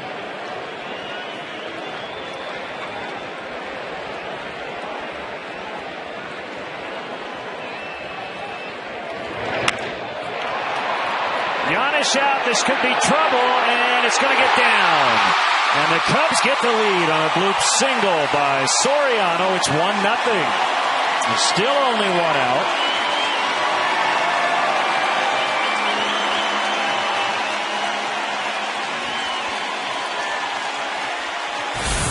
That's the baseball equivalent of a pump fake. Swing hard, hit it soft. Big swing by Soriano froze Chris Heisey out there in center field when he realized Soriano had been jammed and that was just going to be a little floater. He's not able to make up for lost time. The diving attempt comes up short. Cubs on the board. The last 4 have reached. So they're still loaded, 1 out. Finally get a run. And here's Fontenot. Outside, ball 1.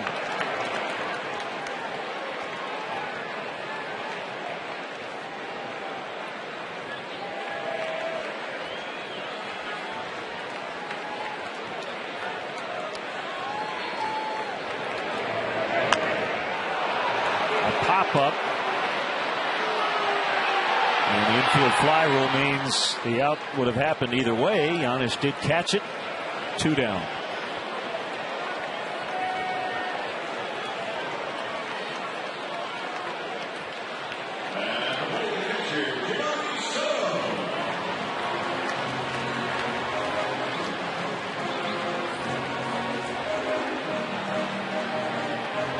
Is nice, but 2 or 3 would be a lot better.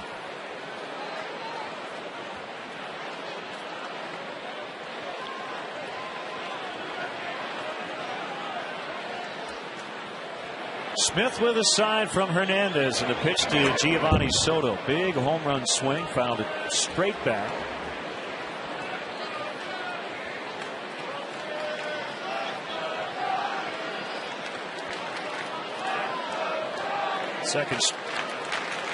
Second time he's come up with the bases loaded.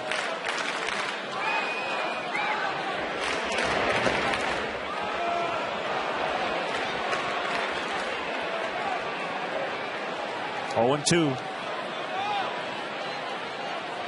Grounded out in the third with 3 on to end that threat.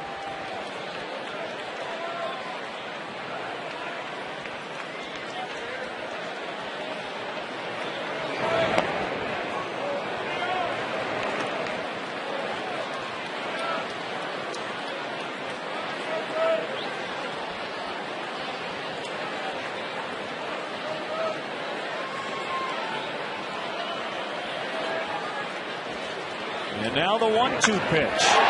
Left field, and it'll get all the way to the wall. This should score 3. Lee, Bird, and Soriano are in. And the ball lodged in the vines, and Soto probably will be moved back to second. He will.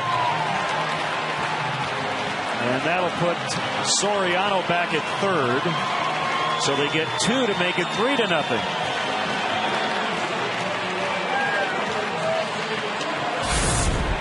To sneak a fastball by Gio on the inside part of the plate. It stayed right there on the corner for him. Hit that ball hard down in the left field corner. Nick started to go into the vines to pull it out. Remember the ground rules here at Wrigley, just raised his hands.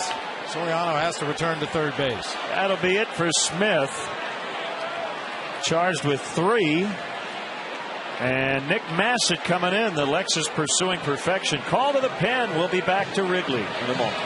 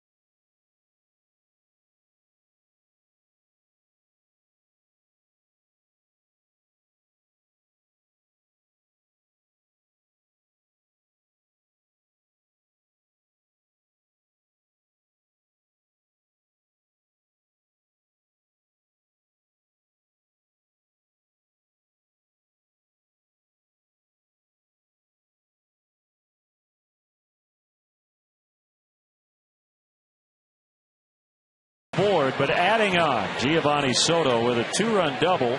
2 batters after Soriano made it 1-0. The right-hander Nick Massett will face Starlin Castro with a chance here to add even more. Massett pitched in the first game of this series in relief of rookie left-hander Travis Wood. After Wood had walked the first 2 batters in the 8th, Dusty Baker called on Nick Massett. He gave up a sac bunt to Kosuke Fukudome, and then back-to-back singles to Tyler Colvin. And Mike Fontenot suffered the blown save in that game. A little walk. Castro intentionally, and face Randy Wells with the bases loaded. This is kind of an oddity, Len. Most managers leave the pitcher in the ball game to throw the intentional walk and then go to the relief pitcher. Normally you don't like to bring a guy in from the bullpen and immediately ask him to throw 4 wide ones and then expect him to get right back into the strike zone again on the next hitter.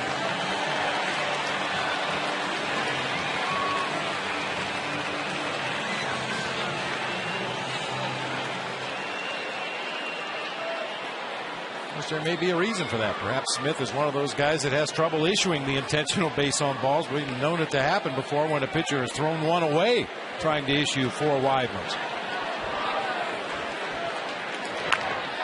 Ground ball, Roland will throw to Phillips at second. They get 3 as all 9 come to the plate.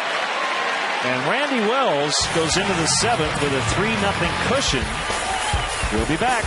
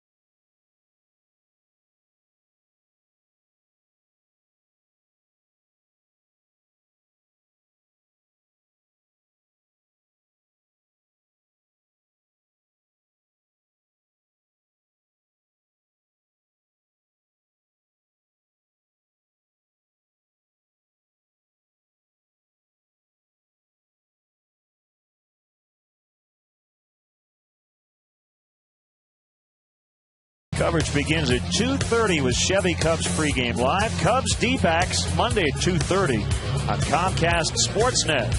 Fans' best friend.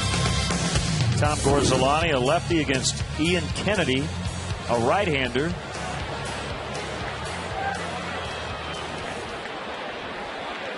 Randy Wells has allowed a 3rd inning walk and no hits through 6. He has a 3-0 lead. He's been searching for a win for a while. Winless over 11 straight starts, 6 losses included. His last win coming on April 30th. But he's in good position today. Chris Heisey, number 2 hitter. Strike 1. Who else is in a good position today, Len, is Bob and Gene Schweier from Clarendon Hills, Illinois, celebrating their 37th anniversary. Congratulations. And there's the first Reds hit, a leadoff single to start the 7th. And Randy Wells will get a hand from this crowd.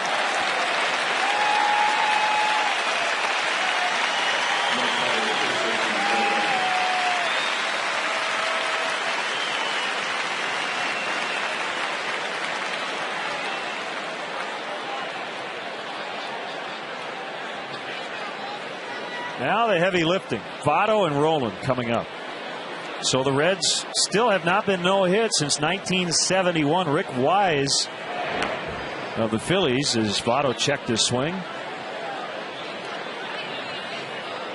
And then obviously Larry Rothschild and Lou Piniella hoping that Randy Wells can pick up where he was before that base hit to Heisey. But it's been my experience in this game, when you get this deep into a ball game and the guy's carrying a no-hitter and gives up that first one, there's a letdown, whether it's emotional or physical. I don't think they're going to let Randy labor out there too much in this inning. If the Reds get another base runner, I would anticipate some activity in that bullpen. Just a quick note on that Rick Wise no-hitter, 4-0 at Riverfront Stadium, June 23rd of '71. He not only pitched a no-hitter, he hit 2 home runs. That was one of the more famous no-nos. Bird playing back, comes in, has to play it on the bounce. They have 2 on and the tying run coming up.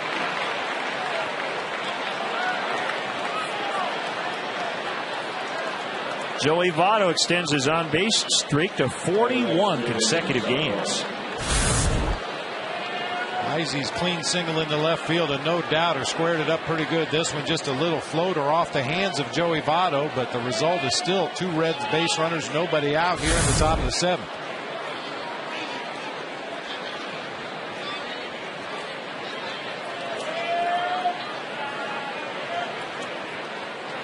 Roland began the day at 302. He's gone down to 299 after making a couple of outs.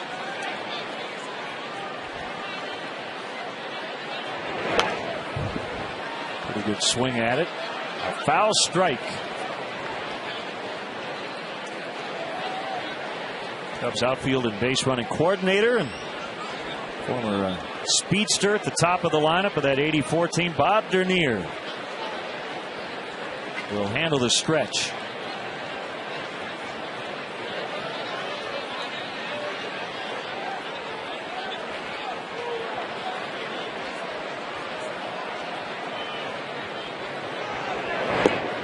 Swing and a miss. 0-2.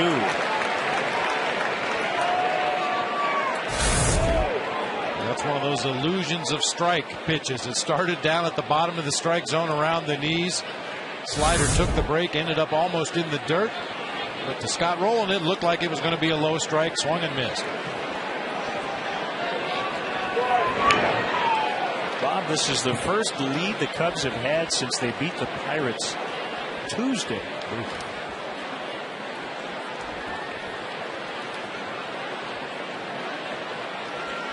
Randy Wells trying to make it hold up.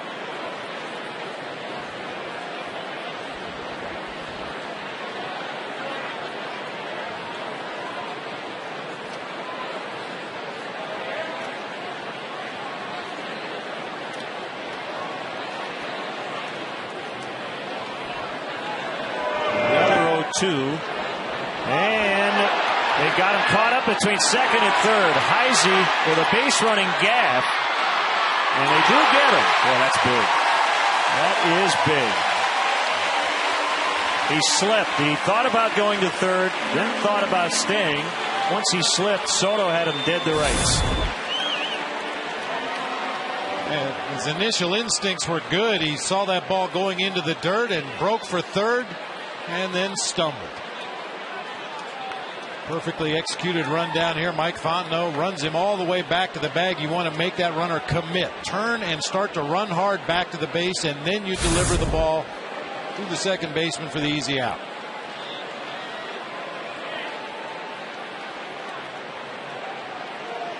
A 1-2 to Roland, and into the left field corner. Votto makes the turn. Roland on his way to second. Tying run will come up again. That's 3 straight hits.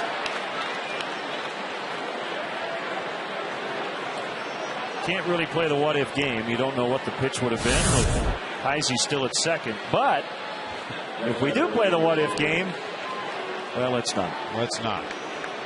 Rare mistake this afternoon for Randy Wells there. He left a changeup up over the inside part of the plate to Scott Rowland, who had really been scuffling against that hard slider low and away. And that's what good veteran hitters do. They punish your mistakes. Jay Bruce has flied to center and grounded out to second. Big swing, just got a piece of it. There is action now in the Cubs pen. Cashner the righty and Marshall the left-hander.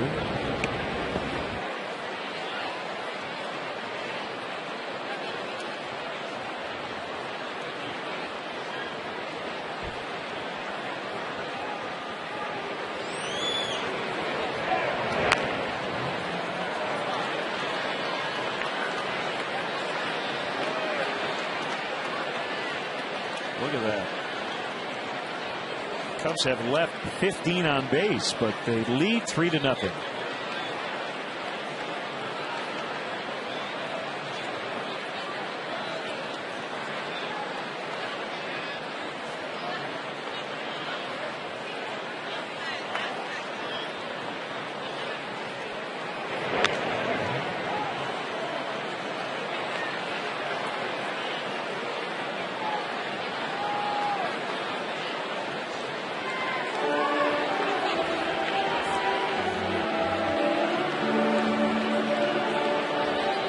Marshall warming up. The Cubs look ahead to Lance Nix possibly coming into the game. If that happens, Dusty's got 5 righties he can use off his bench. No lefties available, all right-handed hitters.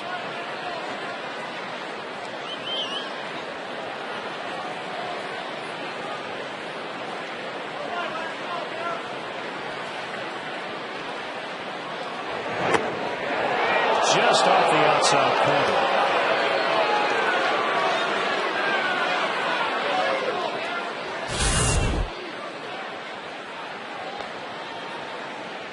That was worth a shot. I tell you, for me, Jay Bruce, a real good off-speed hitter. He waits back well on change-ups, makes contact with breaking pitches. Occasionally, you can tie him up inside with a fastball. There's a change-up.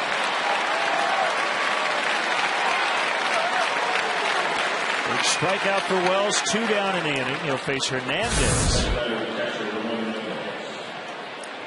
That's one of the better changeups Randy Wells has thrown today. That ball was starting right in the middle of the plate, middle of the thighs, and just faded away out of the zone to get the swinging strike.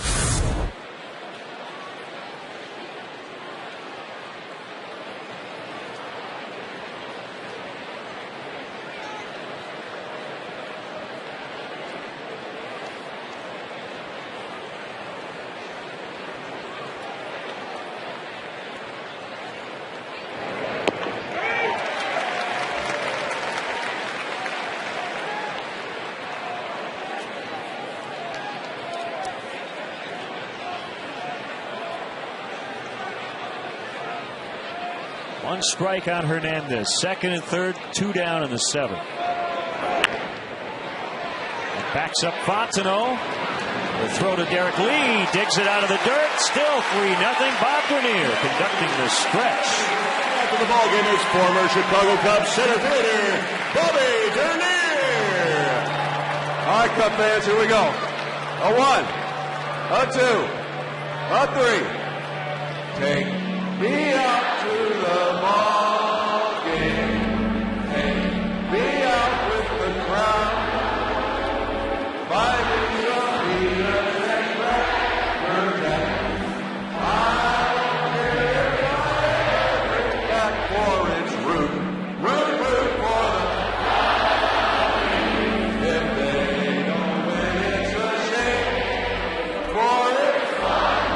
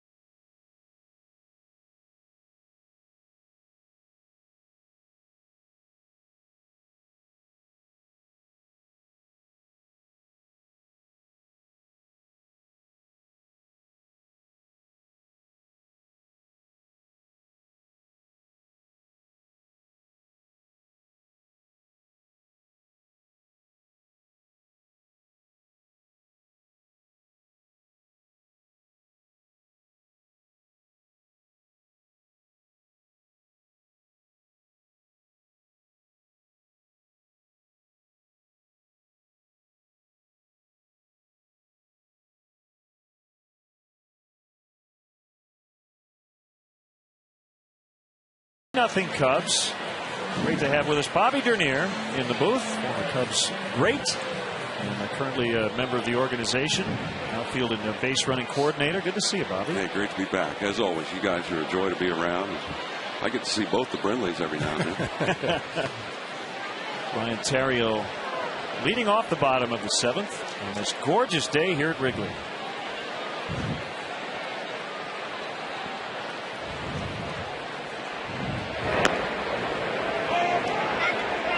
Last year you were here and we were talking about the 25th anniversary of the '84 Eastern Division Championship team. 26 and counting. But in some ways, it does feel like just yesterday, doesn't it? We're over that now, Glenn. We're trying to get world championships here. I like that. Great to be back Saturday in the park at Group Chicago. I think they sung about that. July 3rd, I think it's today, but we'll take it. A tapper by Terrio. You know, Bobby, the Cubs having trouble scoring runs recently, and when you have trouble scoring runs, everybody wants to know, why don't you steal more bases? Why don't you play a little more hit and run? You've been around seeing some of our minor league teams this year. Do we have any guys in the very near future that may be up here stealing bases? Well, a couple are here. Yeah. And you bet, Bob. We've got a good young crop right now. Tim Wilkins and the entire scouting staff have done a wonderful job. I've had the good fortune of being around that the last 5 years, and Cub fans can be encouraged to know that this is not just a 1 year thing. These kids are going to be coming, threatening the roster, and I think things are going to get better. Terrio swings and misses for the first out. Bring up Tyler Colvin. Let's look in on the Cubs minor league report. Michael Hoffpauer's had a good year at AAA, trying to get back to this level. AA Tennessee, they've had a fantastic year. Blake Lally, not only an all-star, but an all-star starter. And look at Michael Brenly starting to heat up at the plate. Well, that's a good feeling, isn't it, Dad? Yeah, it sure is. No doubt. It's better than the alternative. Now, we've got really a nice group in AA and AAA, and even for that matter down in the A clubs, and just a nice balance. I think, like you brought up, Bob, we do want to have balance in the way of speed, power. We all know you got to play defense every day and play it smart. You got to run the bases with intelligence and with some energy, and that's what winning teams do. Tyler Colvin lifts, and as Heisey will make the catch. And Bobby, there's no question that we're getting back to that even more so now than ever before, at least over the last 20 years. Run scoring is down. The pitching numbers have been better. Speed, defense, all those things you said, more a premium now. Well, you can count on them every day. You can count on your defense. You can count on your base running like a good wife. They're 98.6, like your temperature. But hitting, it's kind of a bad girlfriend. Sometimes it shows up, sometimes it doesn't. That's a good way to put it. But we all know you got to hit. You got to hit timely. Soto got such a big knock for us there a while ago, and that's what teams do. Pick one another up. Fontenot made an out, but Gio got a big hit. That's what's happened so far today, and I'm living in that right now. Well, it's hard to find a Bobby Dernier type leadoff hitter these days. There are a few, but for some reason those guys just they're not littered all over rosters in the majors. Why is that? Well, I know back when Bob and I were playing, the teams in the National League, we were AstroTurf type teams, and we were structured. A lot of teams where the Cardinals were, a lot of us had leadoff type guys, or it's a couple guys at the top that ran, but you can't just run. We all know you got to hit, and you got to take extra bases, and you got to play smart. You got to have guys in the middle of the order can drive runs in. All that balances out, to make a team a winning type team. Derek swung away at 3-0, swinging again at the 3-1. Yeah, Bobby, I was going to ask you, we talked briefly between innings there, a youngster playing down in AA this year, Tony Campana. Seems to be a prototypical kind of a leadoff hitter, stole 66 bases last year. Yeah, affectionately we call him the spider monkey. He's a little quick rascal, and he does those type of things. He makes plays in center, takes extra bases, steals bases, bunts for hits. Just a smart player out of University of Cincinnati. Brett Jackson's joined him there now. We've got Brandon Geyer there in the outfield. We've got a bevy, just a slew of young players that are really making a run, and that's good. Competition within's good. It creates opportunities for Jim and the guys upstairs to start thinking about what are we going to do with those guys, and I think that's part of what winning looks like too. So I like what I've seen down there. Lee at first after the walk on a very close 3-2 pitch. And it's Marlon Byrd who takes low and outside. I got to mention too, it's worthy. O'Neary Fleet has been, he's our boss, and he's the guy who's really allowed us, a lot of us. Rhino's obviously, he's been there. Jody Davis, all of our minor league guys. We have a pretty good I think, a balance of guys that bring different things to the table, and really O'Neary's allowed us all to kind of bring what we bring, and it's all about teamwork. And Tim and the scouting guys, what they've sent to us has been quality, and not just players, but young men. And so right now we're really healthy on the farm, I believe. And I think it's going to just get better. And we've seen the results of that this year, as you mentioned. Starlin Castro, Andrew Kashner, Tyler Colvin. This guy plays that way too, Marlon Byrd. He sure does.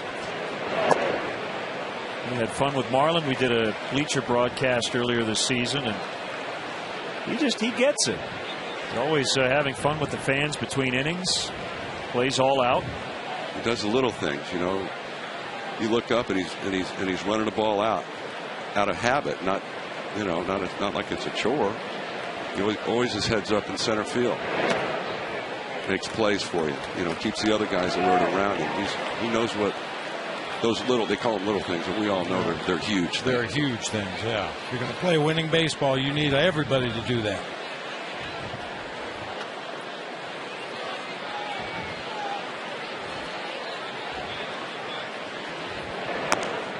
Ball 4, so back-to-back walks with 2 outs. And Soriano, who gave the Cubs the lead, with a bloop single in the 6th, coming up here again. Last I checked, Lynn, it was a lot more fun to broadcast games.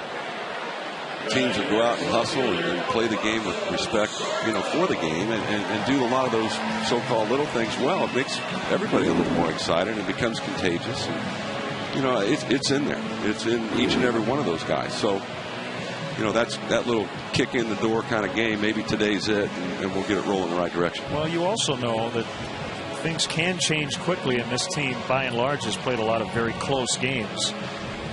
And the one-run decision thing can be a little funky. You could rattle off 4 or 5 in a row after losing 4 or 5 in a row.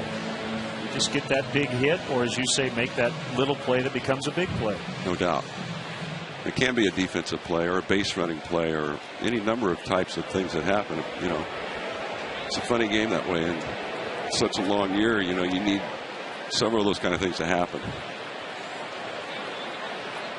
2 on for Soriano with 2 down.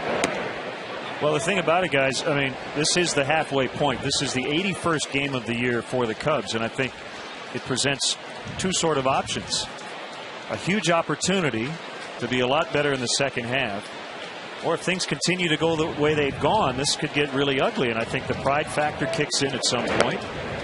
And there still is time to kind of, think about 500. You can't think about the division right now. And really, these guys, everybody you talk to, they say, you think about today only.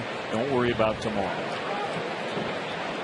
One edge we might have is maybe other teams have forgot about us. Now you show up and surprise them a little. Roland will get the out at second. Bobby Dernier, always a pleasure. You still look like you could play. Well, looks are deceiving. Thanks for stopping by, Bobby. 3-0 Cubs after 7.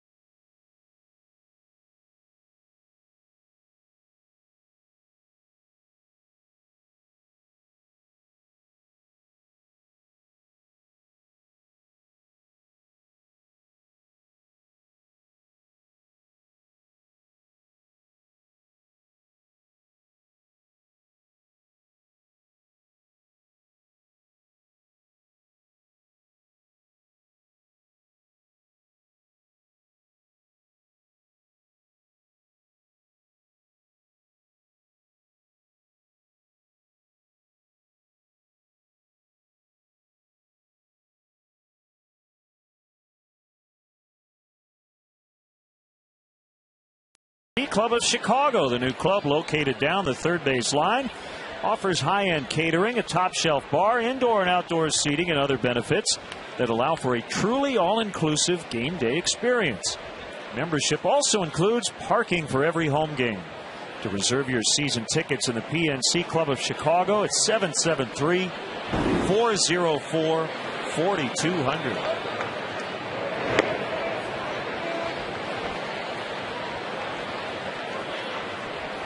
Three runs on 10 hits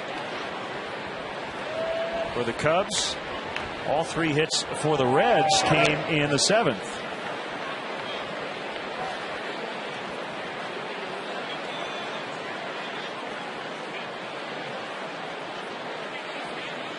Bob, we are checking at what the Cubs, if this stat exists, all-time 9-inning record is for left on base. Cubs have left 17 on base through 7 innings, but they lead 3-0. It's a rocketed foul.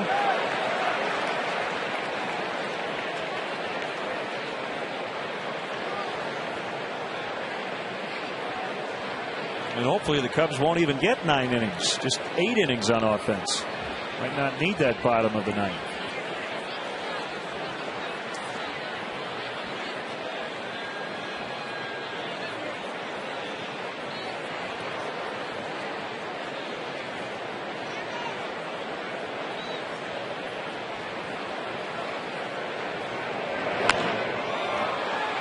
Colvin on the run in right center, and it's going to get all the way to the wall.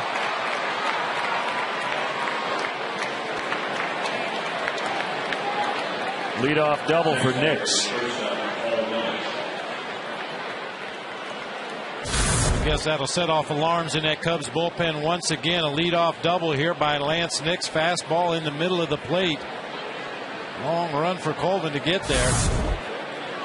It's at least Sean Marshall now beginning to throw. Looks like he's going to be joined by Andrew Cashner once again.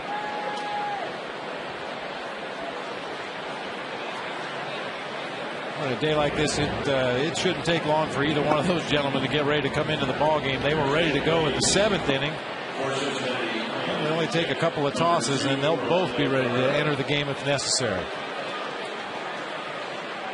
Here's Orlando Cabrera for Giannis, with Johnny Gomes on deck in Massett's spot.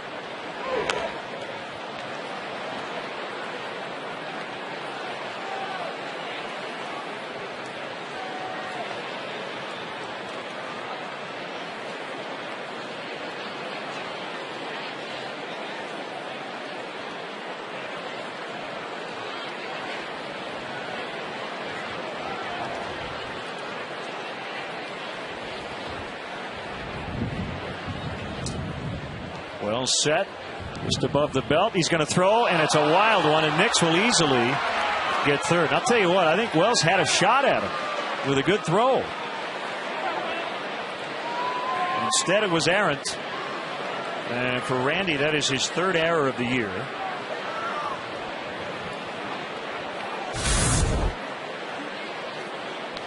Yeah, it looked like a throw on the bag. At least they would have had a chance at Nix, but rather than throw to where his infielder was going, he threw to where Ryan Theriot was, and unfortunately that was behind the Riot on into center field.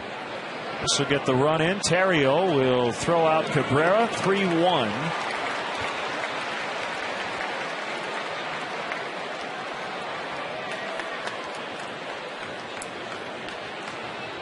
Your attention, please. Horses tonight coming in check. Number 31, Johnny Gomes.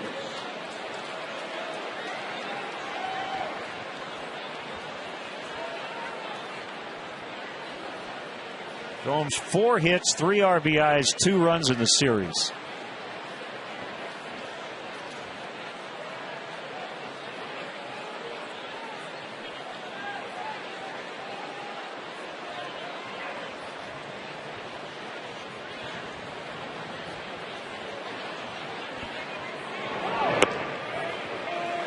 Hitting .440 in 7 games against the Cubs with 10 RBIs.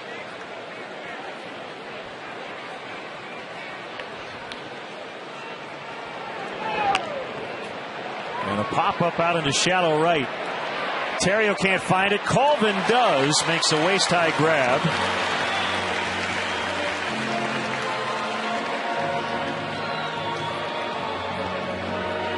It looked like in his effort to get out there into shallow right field, Terrio looked right up into the sun. He couldn't see it, but he hears Tyler Colvin calling him off the play anyway and wisely peels out of the way. If you can't see the ball and you don't know where it is, you might as well get out of the way and hope your right fielder can spot it.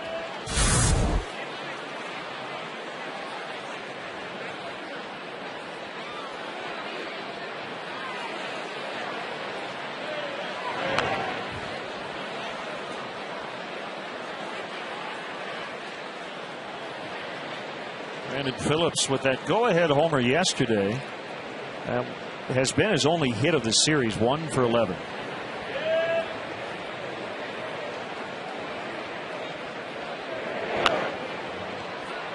Fouled off to the right, 0-2.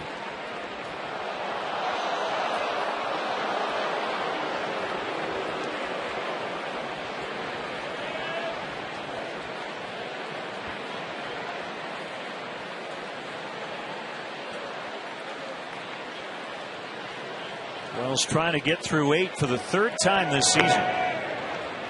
And he just missed the strike zone for the first time in 14 pitches.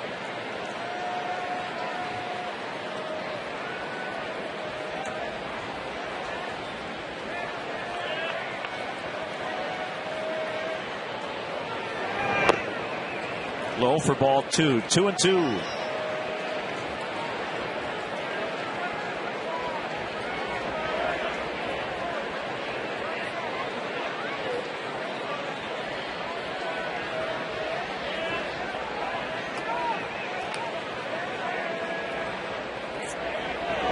Change up and a base hit through the hole on the left side.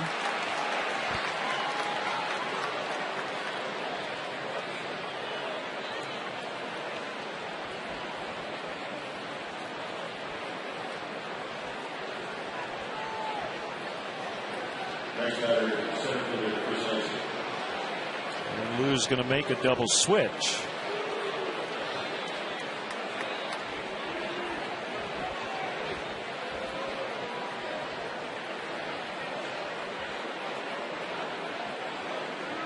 So Randy Wells, 7 2/3, trying to get his first win since April 30th and snap a 6-game losing streak.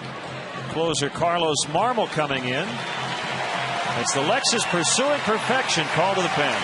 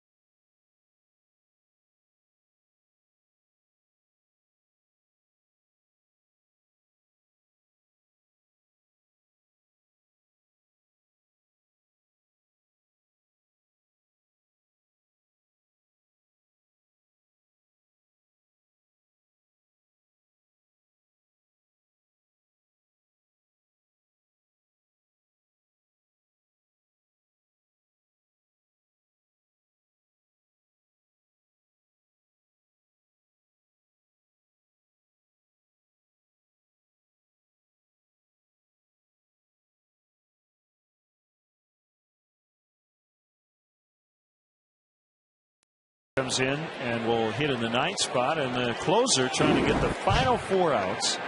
Facing Chris Heisey, who takes a slider low and outside. 2 outs were in the 8th. Cubs leading 3-1.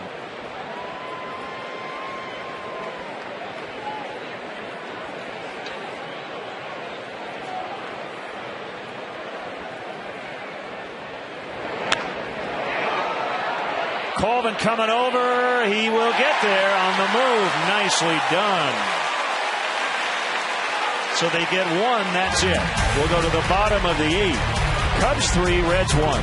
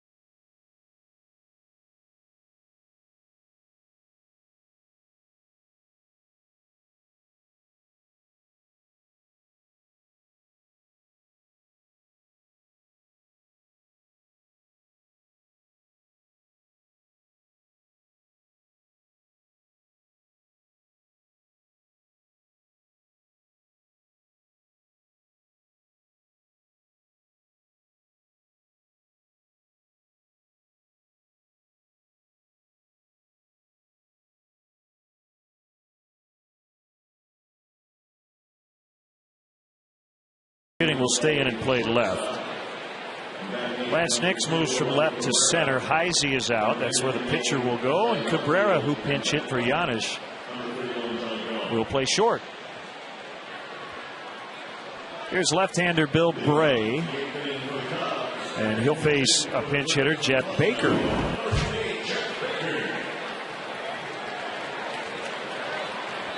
Baker hitting for Fontenot. Jose Bray coming off Tommy John surgery in May of last year.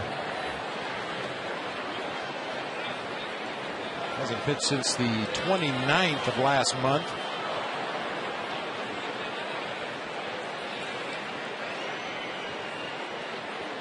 Baker with the pant bottoms hiked up just below the knees. He's been really good as a pinch hitter. Votto does not have a play.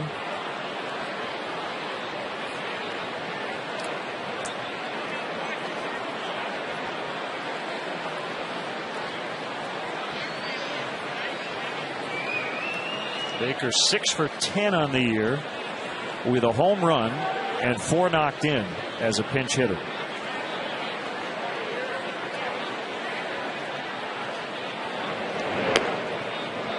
Fastball outside. 1-2. By the way, Bob, in the top of the 9th, Votto, Roland, Bruce. But the Cubs have their closer, Carlos Marmol. Big swing and a miss, strike 3. Time for Home Depot doing more on defense. The Reds have improved offensively, but also defensively this year. They've made several really nice plays, and for a while, Bob, they kept this game scoreless. The Cubs left a small army on base, partially because of a lack of clutch hitting, but especially because of some great Reds defense, including that play by Joey Votto that saved a run, throwing off balance across his body to Ramon Hernandez to put a tag on Marlon Byrd at the plate. Soto with those insurance runs.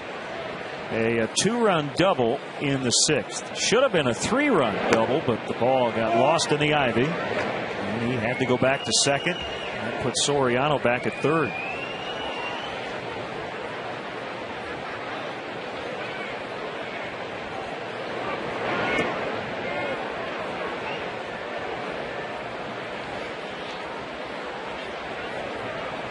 Cubs with 17 left on base, the most they've stranded in a game since 2004. The NL record, which has happened many times in a 9-inning game, is 18. The all-time record is 20 in a 9-inning game. So the most you could leave on in 9 innings would be 27.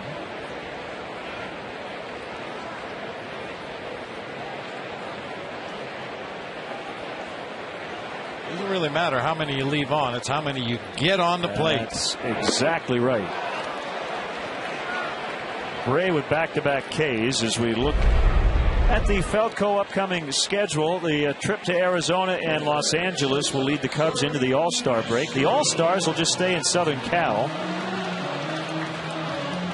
And then they'll open the second half with a 4-game series against the Phillies.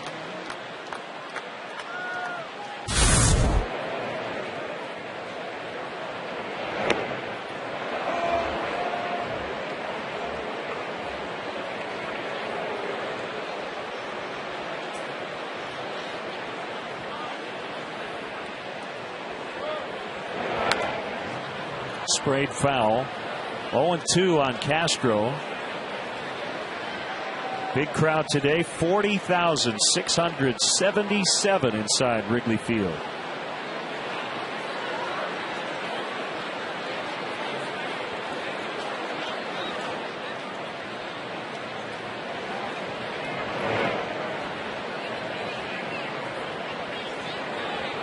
Left-hander Billy Bray throwing a lot of sliders from that herky-jerky low three-quarters delivery.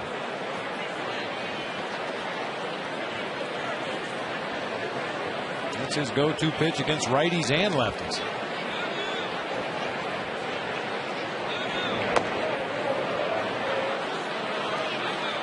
Did not get the call on the corner. 2-2.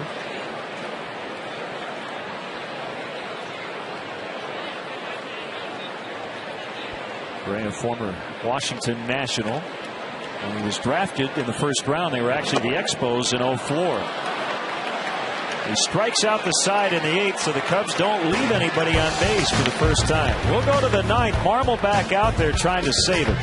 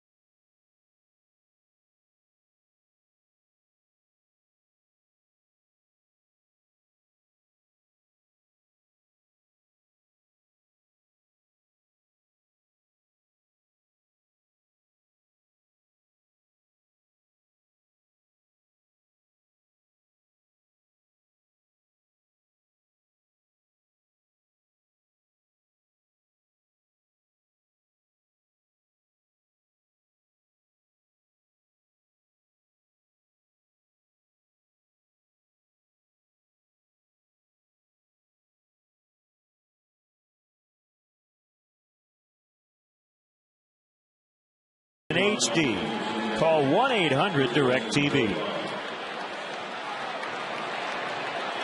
One play that should not get lost in the shuffle as Baker stays in and plays third is the running catch by Tyler Colvin, retiring Chris Heisey in the top of the 8th. It was just after Lou made the double switch. Alfonso Soriano might have been able to catch it, but Colvin's faster, and he got there just in time. Yeah, an easier play for a left-handed throwing left fielder because his glove is closer to the foul line. He had a long way to run to get there. For Soriano, a right-handed thrower, it would have been a backhanded play. For Colvin, it's a four-handed play, and he made it look pretty easy. Covered a lot of ground there.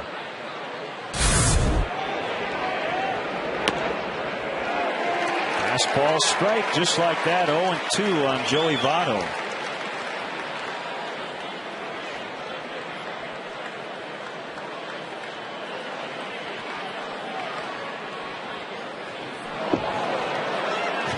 So the ball mark about 3 feet in front of home plate. Get your divots, please. Well, if you're going to miss in your favor. No chance Joey Votto is going to do any damage with that one as Larry Vandover comes out and fixes the divot. Thank you. He kicks dirt over it.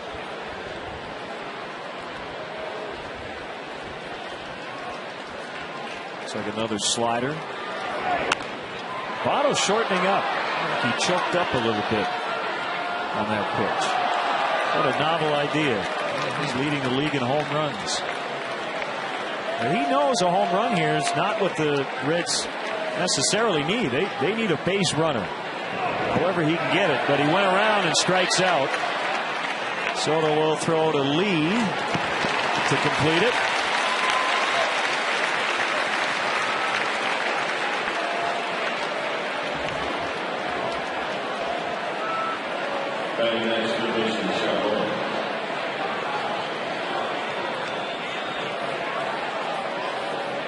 Scott Rowland.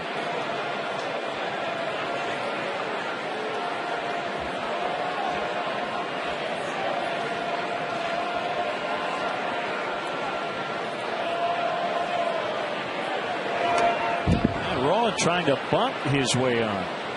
Like you were just saying, the Reds just looking for a base runner to bring that potential tying run to the plate, and Scott Rowland took a peek out of the corner of his eye, saw Jeff Baker playing back, and tried to bunt his way on base.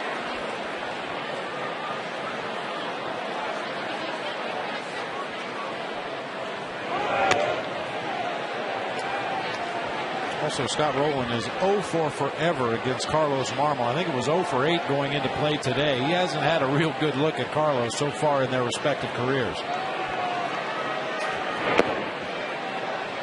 You can say that about a lot of National League hitters against Carlos Marmol.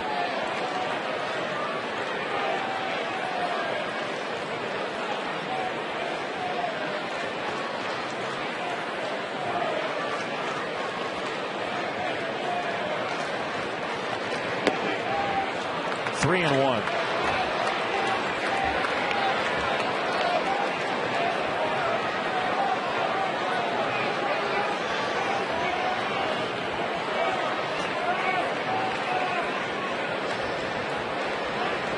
The Reds have been the comeback kids this season.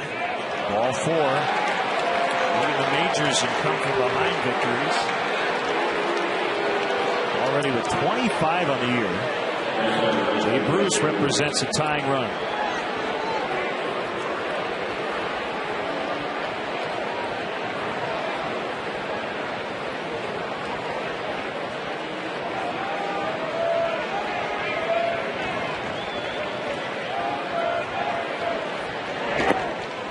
Swings over the changeup, or the slider rather. Taking Randy Wells. One strike on Bruce. A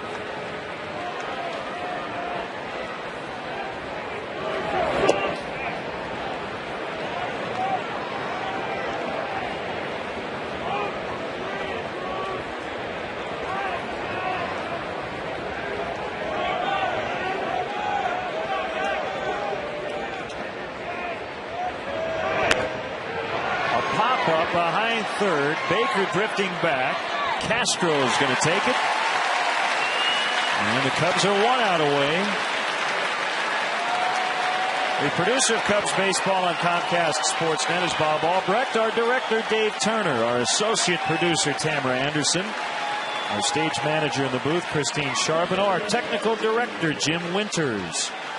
Our tech manager is Mark Harper and the senior executive producer of Comcast Sportsnet, Jim Corno Jr. Great work by our entire crew. So a fun one today. Cubs leading 3-1 here in the ninth. Save chances have been few and far between for Marmol here lately. Slider in there against Hernandez.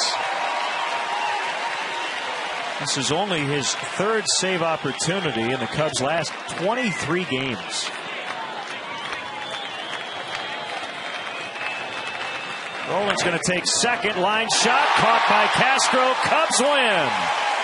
Randy Wells snaps a 6-game losing streak, his first win since April 30th. Marmol gets the final 4 outs. And a final score today, the Cubs 3, the Reds 1.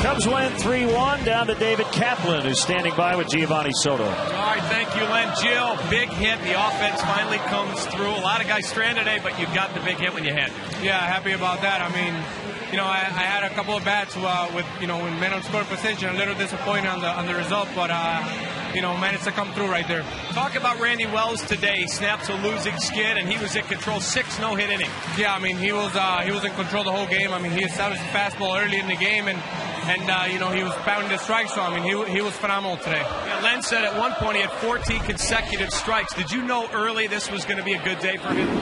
Warming up, he looked outstanding. All his pitches were good. He was hitting the corners, so I had a feeling he was going to have a great game. All right, thanks for your time. A good win today. Thank you, sir. Thank you. All right, Giovanni Soto comes through with the big hit. Let's go back up top to Len and Bob. Cap, thanks very much. So the Cubs win a low-scoring, close game, something they've struggled doing this season. Elias reporting the 17 left on base in a 9-inning game is a Cubs franchise mark since the live ball era began in 1920, but it comes in a win.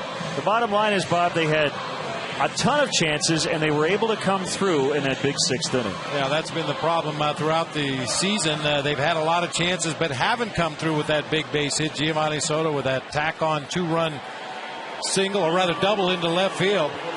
You just keep getting those runners on base and taking your chances. At some point, they're going to start dropping in. They're going to start finding gaps, and hopefully that is going to be the remainder of this season.